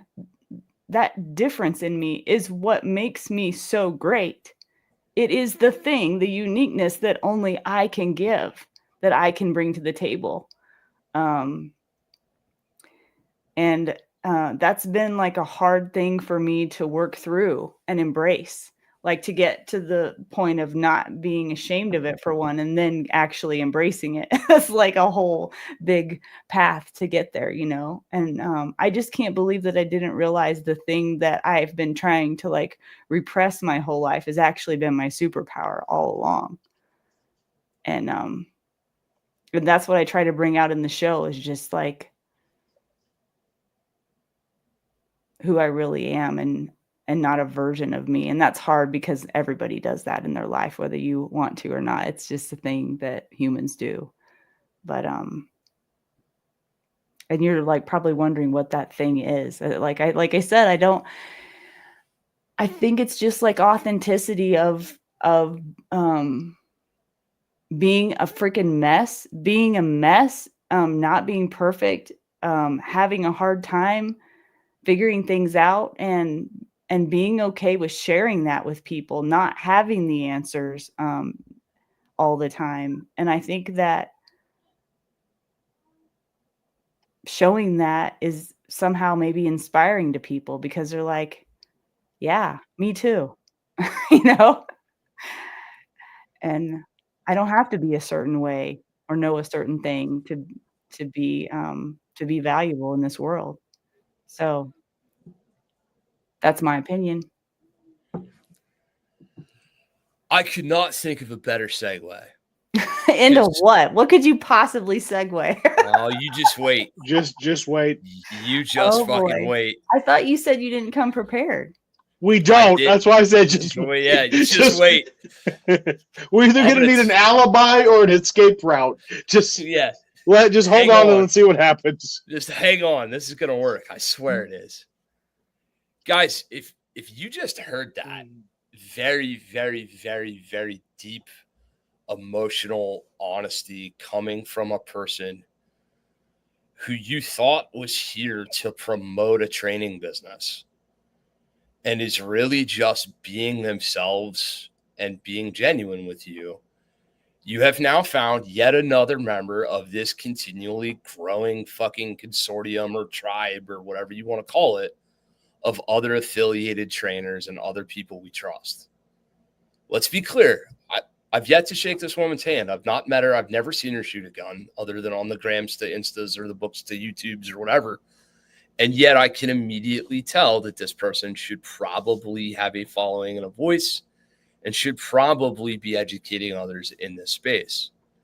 So if you can't possibly see your way to figuring out who you should train with and how, maybe somebody who's willing to be that involved and that honest with you would be a good fucking start.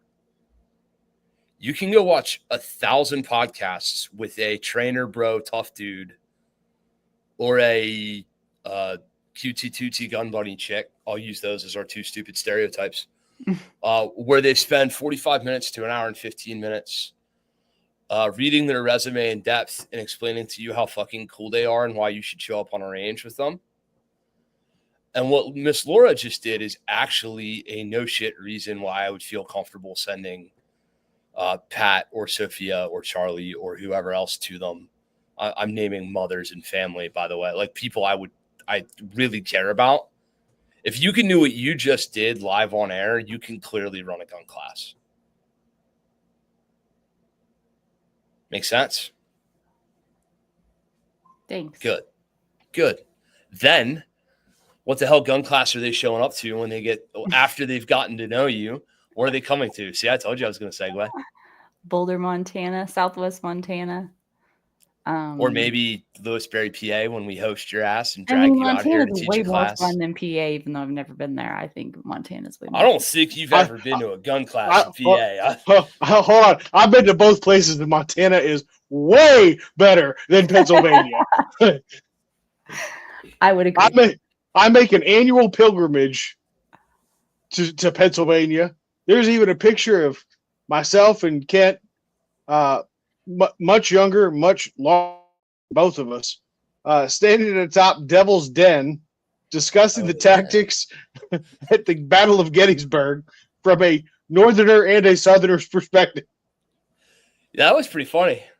I've also won. can't. We just gave up, motherfucker. It's just anyway. So Montana is. It's I come from I'm from Virginia. I really don't give a shit. But I've also spent time. I spent a week in Montana, and it was I want my ashes scattered in Montana. So take that for what it's worth. So anyway, what I was trying to do is insinuate that we should perhaps get you out of Montana and get you out here to be hosted and seen by a different audience. That's where I was. Fun. There we go. Yeah. That was the world's best firearms training host in this entire fucking country offering to do it for you. If you weren't keeping track, we host a gun class like nobody's fucking business. That's a solid point. Other instructors have left Yelp reviews. Also true. So what kind of class are they coming to? Whether it's in Montana or Pennsylvania or Texas or wherever, if somebody's on the range with Lora, what can they expect? What are they learning? What are they working on? How are you helping them improve? Well, I usually start with new shooters. That's kind of my bread and butter. I have handgun fundamentals classes, and then I take those shooters a little bit further and start getting into transitions and movement and a little bit of speed. So I do an intro to speed and accuracy class in the fall, and I do a lot of AIing with Adam on all of his classes when he comes up here. But I don't claim to teach those classes, but I try to get people ready for his classes is really what I'm trying to do. And Adam, who is this Adam person that we Adam Winch? Yeah, Adam Winch is the founder of Defenders USA, and in my opinion, one of the top trainers in the country. Very cool. Yeah, I mean, he ain't been on this podcast yet, so I don't know how. You haven't asked him, have you? I don't know how top he's. It's not the point, Lora. Keep up. Yeah, you want somebody that has the technical skill but has the heart as well. That's Adam. I mean, for sure. So you specialize in new shooters, as does Green Mountain Defense. I would say as do I, but we've grown to the point where I do a lot of everything for us, and then our individuals do. As does Hirsch would be what I should say, because I have a guy in my business that that's his fucking absolute bread and butter. I will say this.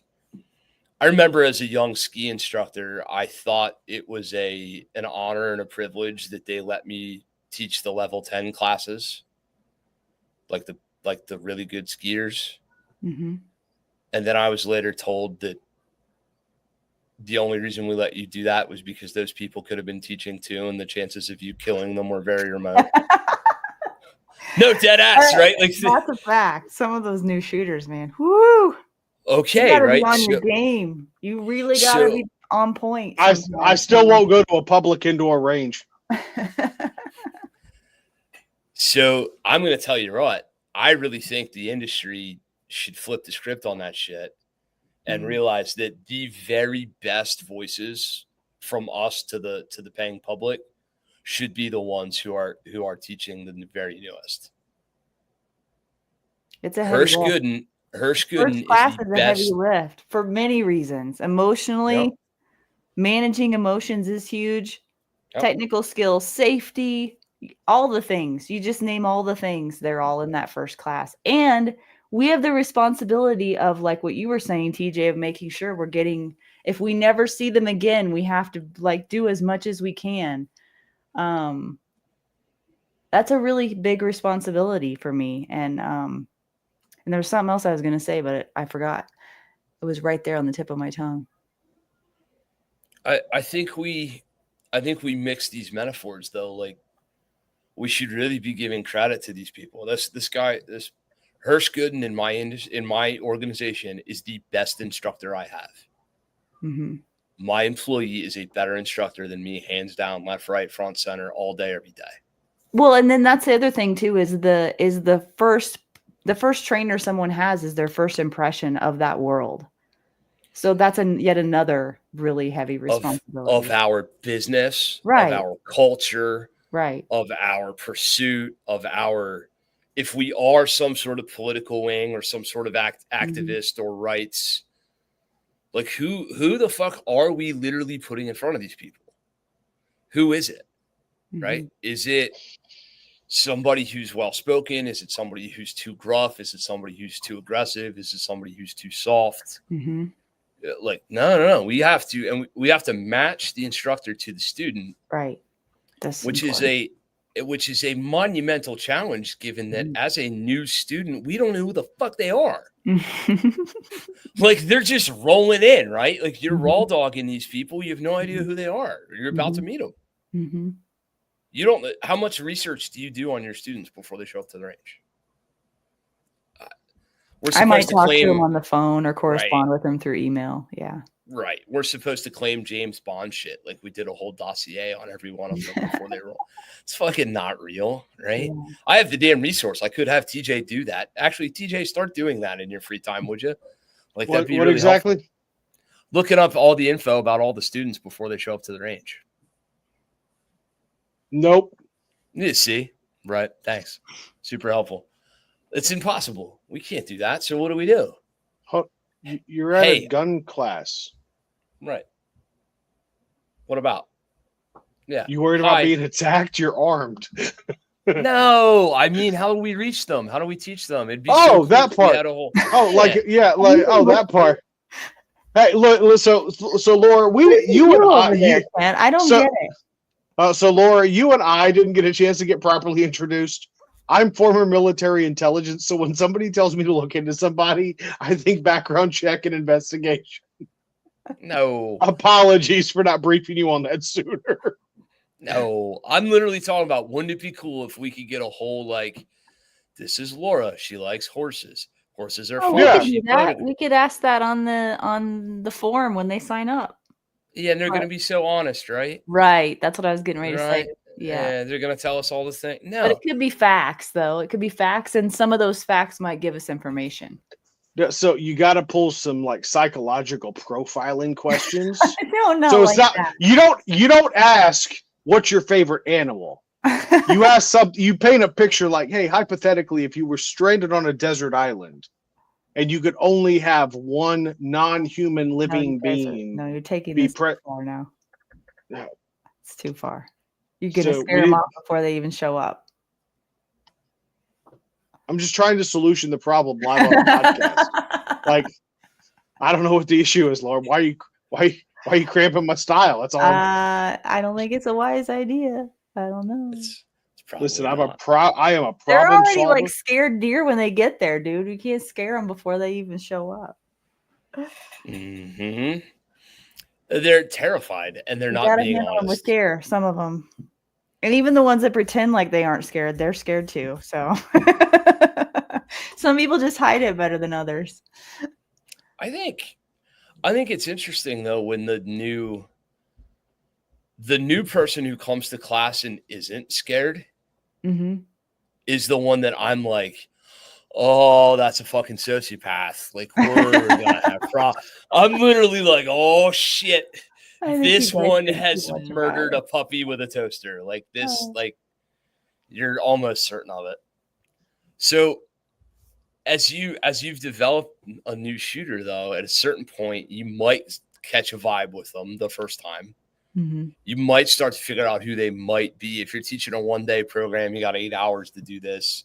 Mm-hmm. 2-day, maybe in a 16-hour program, the morning of day 2, like 8:30, 9 o'clock on day 2, you might really have something going with this other person.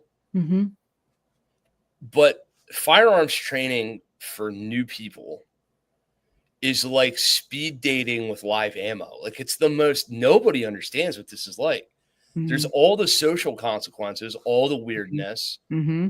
all the like, I hope they like me. Mm-hmm. I Or hope I don't all mess the- this up. Yeah. Or I all the suck. like pretend bullshit. I don't care if they like me. It's like, yes, you do. If you didn't care if they liked you, you wouldn't be out in front of them. You'd be Yeah. somewhere else doing something else. Yeah. And you're, by the way, like Glocks and shit, like, hey, they do have guns. They are real. We do need to watch them. Mm-hmm. And yet, you now have, like you just said, the next thing, you just kind of took me down the next piece of this little rabbit hole, which is you're getting them ready for somebody else's class. Mm-hmm. You're preparing them for Adam or for somebody else. Yeah, it doesn't have to be Adam, but yeah, the next. I got you. Yeah, the next evolution. Mm-hmm. At what point do you feel as though you've prepared somebody for that? Like, how do you know that student's ready for a deeper, more involved class? Mm. Well, that's a hard question to answer. There are a lot of variables. I mean, I think technical skill is one, but I think that their ability to learn needs to be assessed. Like, how quickly do they learn? How do they handle stress? All of those things are important. I don't want to hand somebody off that's like, all they can do is one thing or two things, but they don't know how to think. Like, if they can't think with a gun in their hand at the end of the day, like, I think that's what matters the most. So, How do you convey that message, though, if someone's not quite ready? convey the message that they shouldn't move on. Hmm? Well, that's their decision ultimately. But if they ask my opinion, I'll tell them. So you're saying, how would I phrase that to them? Yeah. Yeah, I'm curious. I would probably ask them a lot of questions about how they think they're doing, where they think they could improve, what their weaknesses and strengths are, see what they think instead of just telling them what I think, and seeing if that aligns with, where I'm at. And then if it doesn't, very carefully design ways to show them they're not ready for that, put them in situations that demonstrate that. Yeah. So I don't want to say disagree with you. I'll differ with you just slightly on that. I really feel like a student should know where they stand when they leave a training. Mm-hmm. So I use like one of my classes, defensive pistol metrics, is that for like, you leave defensive pistol metrics, you're going to know exactly who you are as a shooter. Mm-hmm. And you might be crying. You might be crying. So, hold on. Somewhat serious on that one. No. Hold on. How about this? You might be crying at the end of your first defensive pistol metrics class and then beat me later on in the tack-on pistol match. That's who you might be. That's who the fuck you might be, Bobby Price, if you hear this one. That's exactly who that is. My man cried at the end of defensive pistol match. Not like, oh my God, I don't have a 1 second draw stroke. It's way deeper than that. But my you man take literally, the class to understand that. My man literally broke in my class, and then I got to shake his hand as a competitor who bested me. That's cool. Fuck yeah! Like, yes, good. Mm-hmm. That might be the result. But I promise you, that dude had a long drive to Ohio and knew exactly who the fuck he was on the drive up there. Mm. I'm not here to demoralize or defame or diminish somebody. I'm here to give that dude as much credit. Like, he got a result he did not like, and he went and immediately put action to that result. Now, for every him, you don't get into defensive pistol metrics day one, $1. There's other shit you have to do to arrive there. But for every him, there's another person who, with that same experience, would, fuck this, I'm going to golf. Oh, yeah. Lie to themselves, whatever, do whatever they have to do to get through it. Or blame you. Sure, 100%. But I do feel the responsibility that even, like, it's funny you said, I literally also have a class called Handgun Fundamentals. Laura, you realize that we have the same podcast, the same class. Like, we're the actual same podcast. What are you? We have the exact same podcast. You just don't have a ginger. I can like, that's true. I don't. All you need is a ginger. I was a diversity hire. Yeah. But like, think about this for a moment. Just like ponder this for me. Find a way for them to really know who the fuck they are leaving. Like, that's big. You can't co-sign somebody and send them off into the world and be like, ass pat, you got it, you're going to be fine. And then they accidentally smoke somebody in a Walmart who doesn't need it. And you also should not pull the reins back on somebody who really had a future and a potential. But I think, I do think we have the responsibility. Instructors need to do. Instructors need to let people fail more often, I believe. Please expand. I agree. I love Well, it. I'm thinking of a particular case right now, but I was looking for that answer. So glad you brought that up. yeah. There was a I got to student, fix my camera, but I'm listening. Keep there going. was a student in our 2-day handgun recently. And after day one, there's a certain level of competency you probably should have after day one. And really that competency is safety more than anything else. Skills. Absolutely. Yeah. But really day one is to make sure everyone's nailed on their safety. And not only that, but knows the condition of their gun at all times. That's kind of important. And I don't think that gets talked about enough either. And so on day two, in my opinion, that person at some point needs to be left to their own devices, not necessarily from a safety aspect, but from a gun condition aspect. And they need to learn that if there's a click and no bang, why is there a click and no bang? They need to learn that. And you can't get that through to someone by spoon feeding them the answer every time. And I see a lot of that on the range. And so I'm not saying that there shouldn't be some of that in the beginning, but after so many reps of that, you have to set your student free to some degree for them to make mistakes and fail and learn on their own. And I'm not gonna lie, there was like a piece of me when I watched this person not understand the condition of their gun. I wanted to say, did you rack the slide? Is your gun loaded? I wanted to say those things and I didn't. I just let them holster. They pulled out the mag, put the mag back in, looked at it funny, couldn't figure out why it wasn't working. Pulled out the mag, put it back in the holster. Next course of fire, click, no bang, same kind of, you know what I mean? And you can see the wheels turning and eventually they figure it out. But on day two, I don't think I should still be spoon feeding people to rack the slide. Something as simple as that. Or tell them to do attack reload. And when they have, a 20 round drill coming up or something, like those are things I've learned the hard way in my training, and they definitely made an impact on me.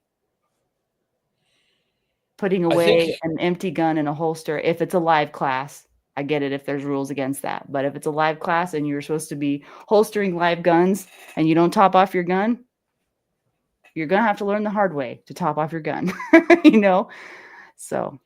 Or you just bring 500 Glock magazines. Yeah, but you have to put the magazines in the gun. So there's that. Yeah, there's that. Yeah.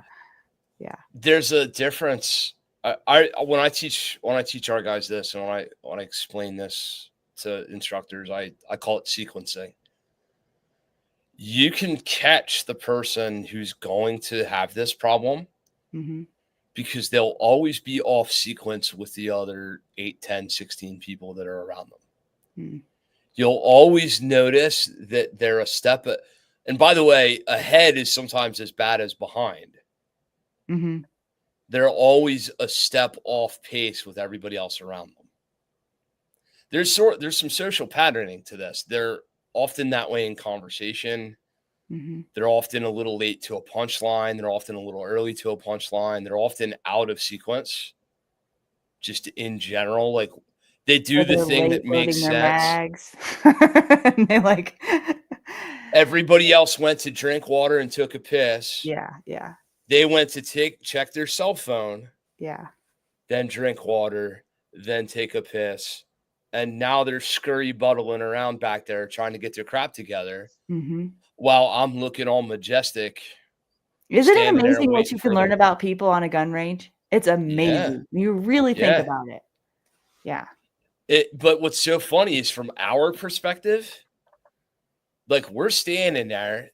Tej and I are both like belts up range, both looking at them next to each other. And like he just kind of like snuffles his chin like just a little closer to my ear. And he's like, check out this motherfucker. And like we both immediately know who to look at without saying anything. And my man's back there just off sequence, just not where he ought to be. And you know good and damn well he's about to step up and have not paid attention to whatever instruction was given. Not a all right, guys, check it out. You got 2.5 minutes. Load your mags, take a piss, drink your water. When you come back from that, we're going to go back immediately into a 3-2 with consequences. There have been no shoots added. It's the same drill with consequences. Remember how we talked about consequences, what that meant, how valuable it was to us.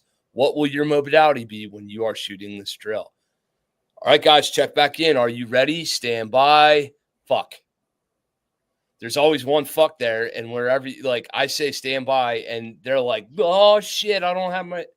Man, I could see you were behind 3 minutes ago, 5 minutes ago. Yeah. Yeah, and it's hard to watch sometimes. They're like, I think the mom in me wants to go like, oh, help them. But nope, they have to learn. Like no, that's a whole other line of you can't do other people's work for them. I will tell you, though, the only place that I feel like we should be constantly interceding is we should realize that pressure and that feeling of always being behind is often a precursor to a safety failure. It's usually that person who's also about to gun juggle or you know, 360 the muzzle. Reading someone's like, can you feel I can feel it just standing next to someone. I can sense if they're breathing or not. I can sense if they're tense or not. I can sense if the wheels are turning or not, or if they're starting to glaze over. All those things they're probably the most important thing to pay attention to, besides finger on the trigger and muzzle. But you know, those are things I don't know if first of all, instructors, coaches, whatever, are they even, I don't think anyone's trained to even pay attention to that at all. I can think of a couple instructor development classes to include the one Tim Heron and I teach together. Okay. Apache Solutions IEP and Range Master level and above, where everything we are talking about is discussed. Yes. Okay. Now, good. How many of them are doing that? Right. Like how many people are going to that degree of professional craftsmanship? Hard to convey that. Like when I was saying like, what's my thing that other people could learn from me? That's what I feel like it is. It's those kinds of things that are like intangible that like, I don't even know for sure how to describe how to teach somebody that. Do you know what I mean? I do. Okay. So I'm struggling with this with our instructor development class. And what I just gave you was basically a 2.5 minute talk track out of my instructor development class where I talk about like, hey guys, pay attention to the sequencing of the other humans around you. Their body language and their choices will show you their level of personal commitment to whatever the fuck you just told them. You could say any sentence, and if 11 people turn around and go execute, but number 12 is like sort of muddling their way through it, I promise you 10 minutes later when somebody accidentally NDs into their foot, number 12 is a good candidate for who that was. It's not a guarantee. My man who's totally... it's not a guarantee if there's like a physical impairment and that kind of stuff, but I get what you're saying. Totally get what you're saying. Task loading a person... Right. Who's already mentally not the whole way checked in. Okay, I see what you're saying now. It's a great recipe for a fucking failure moment. So I'm going to take the reins off for a minute and let them fail. When my polite just recommendation to you would be if you feel that more than once or twice in a 20-minute period, you should probably reinsert mom mode to a degree. Yeah, if they're overloaded task-wise. Is that what you're saying? Cognitively? Well, they are cognitively overloaded if they can't load fucking mags, or if they can't drink water, or if they can't be standing where they're told. Worse problems than that. We're all that person. Right. We're all that person. Like maybe there's a physical problem or something. Oh, there are mental. Maybe. Right. There are mental impairments, there are physical impairments, there are social impairments. Every student, they're like, here, I'll give you an example of this. I might be one of the few people who does this professionally who will sit myself out or an AI out of a rotation. I had an employee of mine back, forth. All right, this drill, this thing. We're going to do this next. Plan. Words. I reach into the cooler and he looks up at me and goes, "Hey man, grab me a beer." It's fucking exactly right. It's fucking 1:30. We're in gun class. You just said, "Grab me a beer." And he goes, "Water." Obviously I meant water. And I was like, "How much you been drinking?" Not like he had, fuck. He hasn't been drinking. He's dehydrated. Boom phrasing, right? Oh, He's clearly drinking dehydrated. water. He hasn't been drinking water. Okay. Right. But I'm like, "Bro, you good?" He's like, "Yeah, I meant water." I'm like, "Yo, you good?" Yeah, I clearly. And he This just is the worst Bible study I've ever been to. right. Like, he just looked at me and he goes, "All right, I'll take 10 minutes." And he knew what I was going to say. He just fucking walked away and sat down. Yeah. Like, he knew in the moment he was going to be told, like, "Yo, go fucking sit down. You're clearly not all right. I'll take it for the next 10 minutes." Right. Yeah. So that's one level of like awareness for somebody to have your AI or somebody be like, "Yo, go chill." Yeah. Wait till your AI walks over to you and goes, "I don't know what the fuck you think you're teaching, but that wasn't English. You need 10 minutes. And you're like, "Heard." He's like, "I promise you, whatever you are about to do next is going to come better for me. Go sit down for a minute, drink some water." Like, Yeah. we have to be aware of the fact that it could be us. We need to give our AIs permission to do that too. Legit. Assistant instructor is entirely, first of all, are you familiar with the idea of right seating an AI? You know what that means? Right seating? Yeah.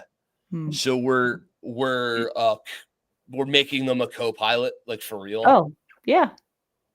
So if you co-sign the AI up front, you say something to the effect of, "All right, guys, clearly you know who I am. You got on the website, you did this thing, you clicked the bio. That's all good. I hope you did. If you just showed up here for the fuck of it, we'll talk about that in a little bit and how to vet your instructors. Let me explain to you how important TJ is in this process. This is the human I have paid to make sure I don't fuck it up. Let me be very clear to you guys. Anything leaving his lips is as though it left mine, and it is not a request. It is a command in a soft tone. Please do as instructed by him, and you'd be very wise to learn from his advanced skill set in this platform.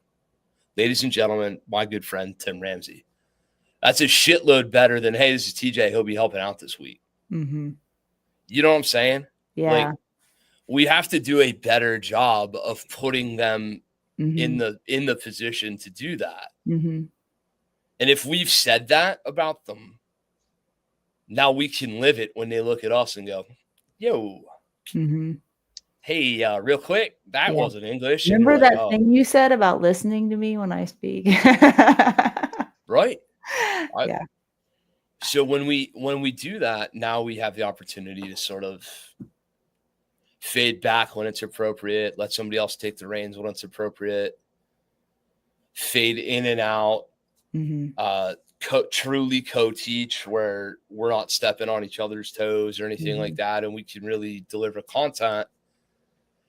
And those sorts of sequencing things, when you really have an understanding of how it works, you'll kind of check left and off to your periphery, you'll see TJ right next to the dude who's way out of sequence. You'll see Justin, you'll see Hirsch, you'll see Dan, you'll see Chad, you'll see Zach, you'll see Tim, you'll see Frank, you'll see Dan Brady, you'll see Derek Watkins. Dance, isn't it? It literally is. Like, you'll be like, "Nope, he's about to do it. Never mind, I'll shut the fuck up and I'll go be smart and say a thing that's charming to a person and make them laugh and teach them something." Yeah. And your right hand or left hand is over there doing the thing.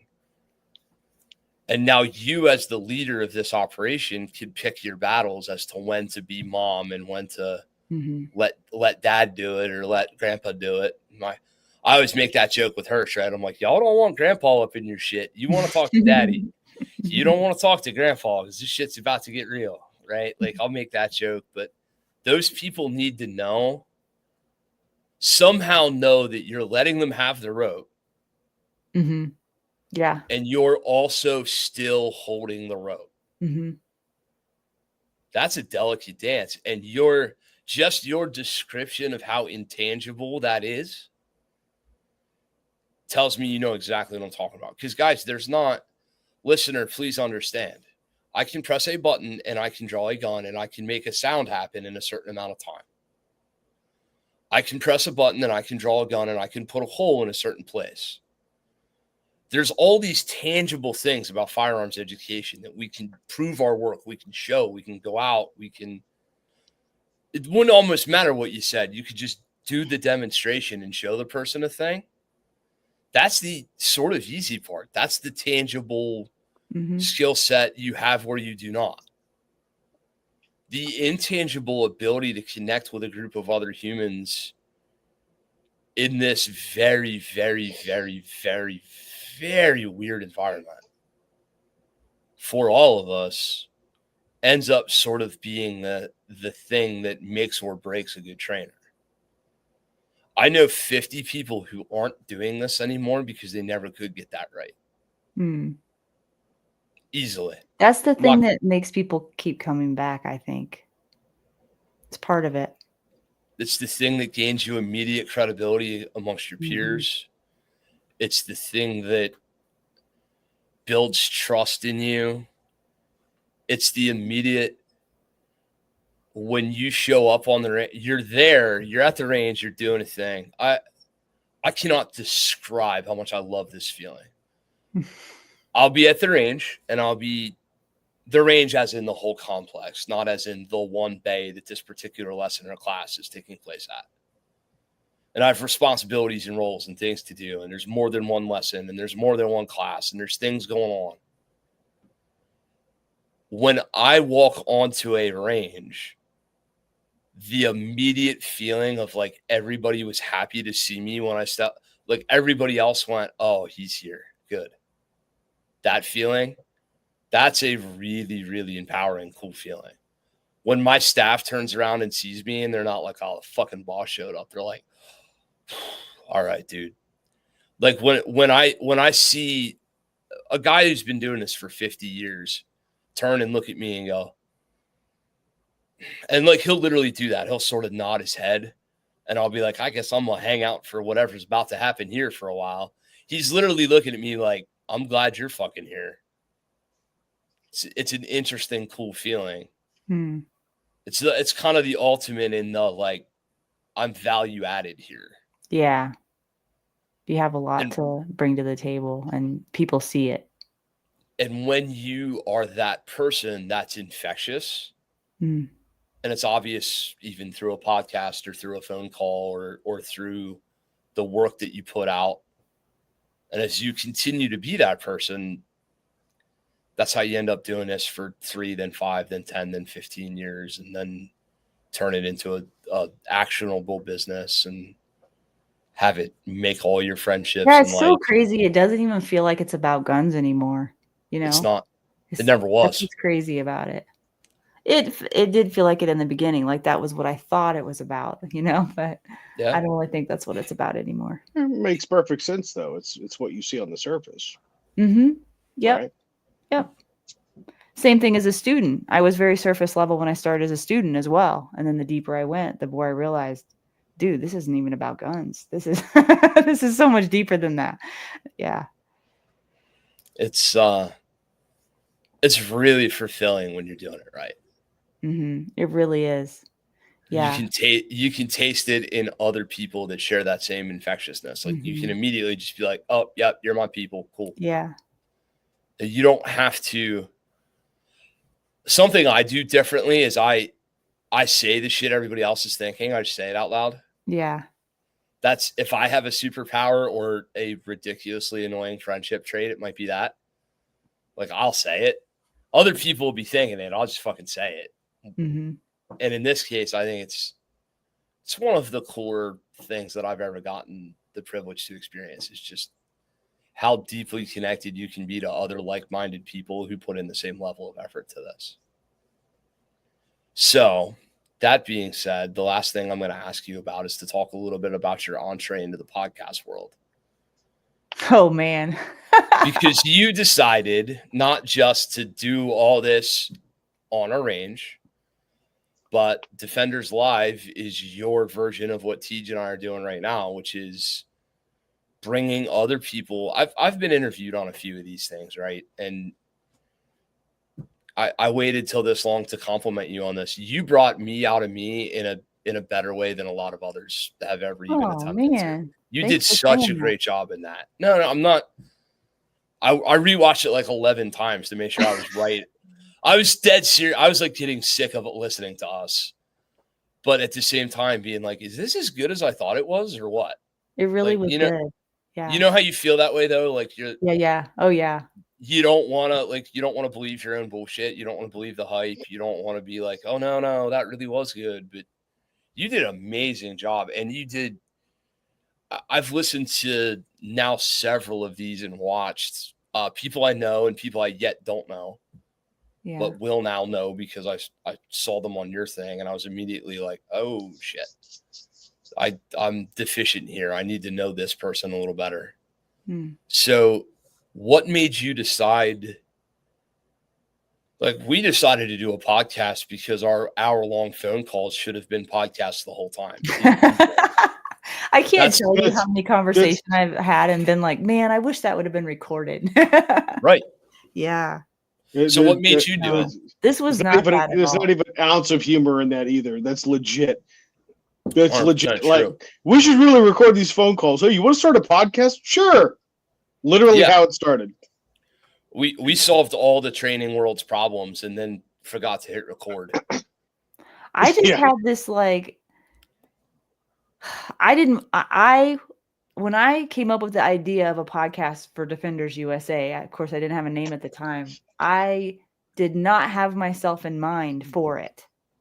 I just approached Adam with a frustration, and that was, I feel like people are falling through the cracks. I feel like we're not reaching people. I feel like there's this huge gap that nobody's talking about, at least not that I saw. And I'm like, Defenders USA should have a podcast. This is like part of our mission. And that was when he said, yeah, you should do that. Don't you hate that when you volunteered yourself into some shit? Yeah. And then I'm honestly thinking, like, I am the last person on the planet that would ever want to be in front of a camera. Ever, ever, ever. I've spent my entire creative career behind a camera on purpose so I could hide. Not kidding. That is like so true. And the process of me coming out from behind the camera to be in front of the camera was terrifying. And like everything great I've ever done in my life I've led with terror. I've led with being just completely, I have no clue what I'm doing. And this maybe isn't the right thing to do, but there's a piece of me that thinks it is. So I'm just going to keep going. And I still don't know how I ended up here sometimes, one day at a time, apparently. It's nuts. 10 minutes at a time. Yeah. So that's how it came to be. And then I don't even know why I went live. I don't even know why it was live and not recorded at first. I just thought it'd be cool because everybody else was doing recorded stuff. And I'm like, this is like the ultimate. It's live. People are watching in real time. You can see their comments. And like, I felt like it would be the most challenging thing to do. And of course, I have to choose that, right? I was not at all prepared for it. I didn't know what I was doing. Thankfully, I had Adam in the background, at least supporting me in whatever way. Like, he didn't know what he was doing either. We're just like, let's see if people will talk to us. And what are we going to talk about? I don't know. And yeah, so he was with me for the whole first year. And I think at least the first year and a half was actually live where people were commenting every Wednesday. And he was behind the scenes moderating all the haters. No, they really weren't that many, but he was behind the scenes helping me, which I really appreciated. And he was, he was in there in the thick of it every Wednesday.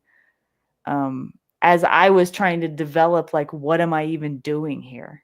You know, how do I even talk to people? How do I interview people? I remember like trying to search online for like how to be a better interviewer and stuff. And I realized like there was almost nothing available. And so I just started like watching people I looked up to and like, well, what do they do? And but then there became like a period of time, I'd say around the 2-year mark. We're going to be on 3 years, the end of July, where I really felt like things were starting to click and I was hitting a stride. And I would have never made it that far though, guys. I'm not even joking. I would have not even made it 6 months if Adam Winch hadn't set me down like 3 months into the podcasting and said very kindly with a big heart, he was well intended and good friends should be honest with love. And he was. And he said, Laura, if you want to get good at this, I want you to remember something. The message is more important than the messenger. I was like, Yep. Noted. Because I was so self-conscious in the beginning. Like, my adrenaline was so high. Like, I couldn't sleep for like 3 hours after a show. It would take me at least 3 hours to come down from the adrenaline or whatever chemicals were surging through my veins. I don't even know.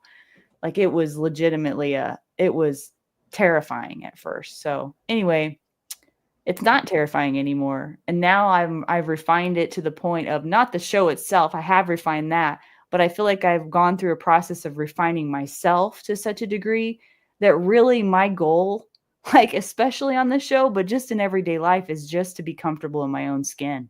Like, that's my goal. That's what I want. I want peace in my heart. I want to feel comfortable in my own skin. I want to do good things. I want to inspire people. I want to lead by example. That's it. Guys, I couldn't think of a better way to end an episode than that right there. That was phenomenal.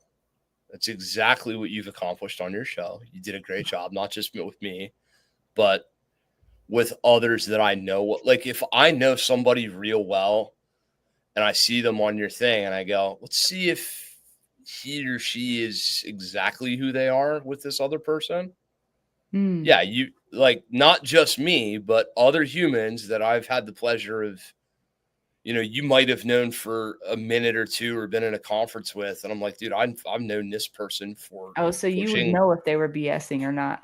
Right. Yeah, like, yeah. Not even just not BS, like anybody not BSing in that like they're making more of themselves or what, but literally like is this polite? Yeah. Are we doing a cocktail party polite vibe, or are we or are we at Kent's house having bourbon? Like, which version of this person is this? Yeah, yeah. You got Kent's house bourbon Dan Brady almost. Almost. You got real really well. Yeah. The only difference is Kent's house bourbon Dan Brady is not appropriate for public podcast consumption. But like, he was still well mannered, but he was absolutely just that honest. Yeah. And he's not always, not because he's a bad human, but because he doesn't just give everybody everything all at once in a 45-minute soundbite. That's not the kind of guy that is. There's too much depth there for like, let me just be all at once. Yeah. And listen, as I pull back, last thing I need to hear at all of TACON next year is how Dan Brady has depth. He does, though. Yeah. He really does. I know. You see the big, like, tough, strong Adonis cop guy, and you think, oh, no. We all know this. He's a great human being with a giant heart, but I don't need to hear it nonstop all of next year because it will be all of their shirts, and he will have nothing but an ego trip. That's fair. That is fair. But think about that for a second. How long had you known him before doing that podcast episode? Did you ever meet him before that? Right. Great. And now you know him a little bit because now you shared the range with him in a 2 or 4 hour block at TACON or at AG&G.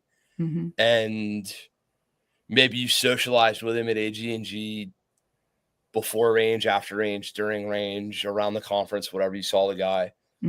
So you might have 6 human hours with him, maybe. Maybe. Where he's and you're not alone. It's not you guys at a hotel bar getting to know each other, or you guys at a like some work event where Not you're one-on-one. constantly Yeah. right. It's not constantly just the two of you. I'm gonna tell you what, you got 85-90% of it out of him in a podcast interview. That's an accomplishment. You got exactly out of. You might have hit me at 100. I'm serious. You Like were I more listen. So to be fair, you were more willing than he was. And I don't mean like he would have said he was willing, but there's a piece of him he was holding back. And I totally respect that. And I know that we have a responsibility to give 100% of ourselves in this industry. And I've made it a conscious effort to be able to do that. And it's not easy for me either. And I know it's a thing he's working on, and I love him for it. But I'm just telling you, like, yeah, like it still doesn't come naturally to me. I've just decided, like, all right, let's go. It's time. Doesn't really come naturally to me either, even though it probably seems like it does. It doesn't come naturally to anybody. We're all sort of, yeah. We're all basically, all we really are is kids at a freshman dance with our like backs on the wall, in adult body. Yeah. In a beat up old torn to hell adult body in 2 out of the 3 cases on this show, and but like we're just the awkward little kids. We're a mess. We're completely fucked up. Nobody's normal. No. Anybody who comes off looking normal and is always normal and is always put together and is always squared away is an alien. Suspect as fuck. Like I don't want any of their time. Like I'm good. I know. I totally get that. But you've managed to do it in your show. So what that is, guys, is a call to action. So you're gonna go on over there and you're gonna give Lora a follow on Defenders Live. You're gonna give go to Defenders. The website. You can become a subscriber at defenders-live.com. Good. And I'll send you the emails. I'll just spoon feed you all the content via your email. Good. You're going to sign up for classes at Defenders USA. Mm-hmm. Defenders-USA.com. You're going to get out and train. And you're also going to get to watch this, at least a piece of this, or maybe several pieces of this, because Laura's going to co-broadcast some of this stuff. She's going to put some of this content that we made tonight on her channels at her discretion, because she asked me if she could, and I said yes. That's very nice. Now we've blown her format way out of the water because this motherfucker is 2.5 hours long. So edit that as you will. God bless you. But like you guys have an opportunity here for our following who does, there are humans who will pick this up on the podcast space and do stuff with it. Guys, go help. The way you can help is by giving social media currency and giving algorithm currency to another voice who deserves it. And from me to you, thank you for being another voice who deserves it in the industry. Thanks for being the right kind of person. Thank you for giving us all your time this evening. TJ, you got any last closing thoughts or anything like that? I'll wrap it up after you, buddy. What you got going on? GMD, www.greenmountaindefense.com/training. People are hitting me up for the instructor development class in November that's already half sold out. Several of you who's got this show link tonight hit me up afterwards and said you wanted to be there. It's real easy. You go there, you click the thing, you pay your money, you show up. A couple law enforcement agencies are coming, so that's really going to be a good time. If Alex Plankar is listening, you'll be happy to know that we are offering a revolver class. So I expect you, Alex, to be the one student in fucking revolver class because you've demanded that we teach a revolver class for the last 2 years. So that's coming up, and we're going to be doing that in Hummelstown, PA in July. We have all the private lessons all the time. We are hosting anybody and everybody you can think of. Get at the range, get on the calendar, come find us. And most importantly, stop fucking talking about dry firing and just go dry fire. Or I'm going to come to your house and beat you with a blue gun. Would that be dry firing? Yeah, they're dry firing. They're talking about maybe someday talking about dry firing. Yeah. Or you could just be Doug and Patty Largo and dry fire every week and come out and start smoking people when you're in your 60s. Either way, it's up to you. You can do either one of those two things, but some people actually get better. What about you, dude? That's it, man. That's it. Just trying to stay sane, right? No,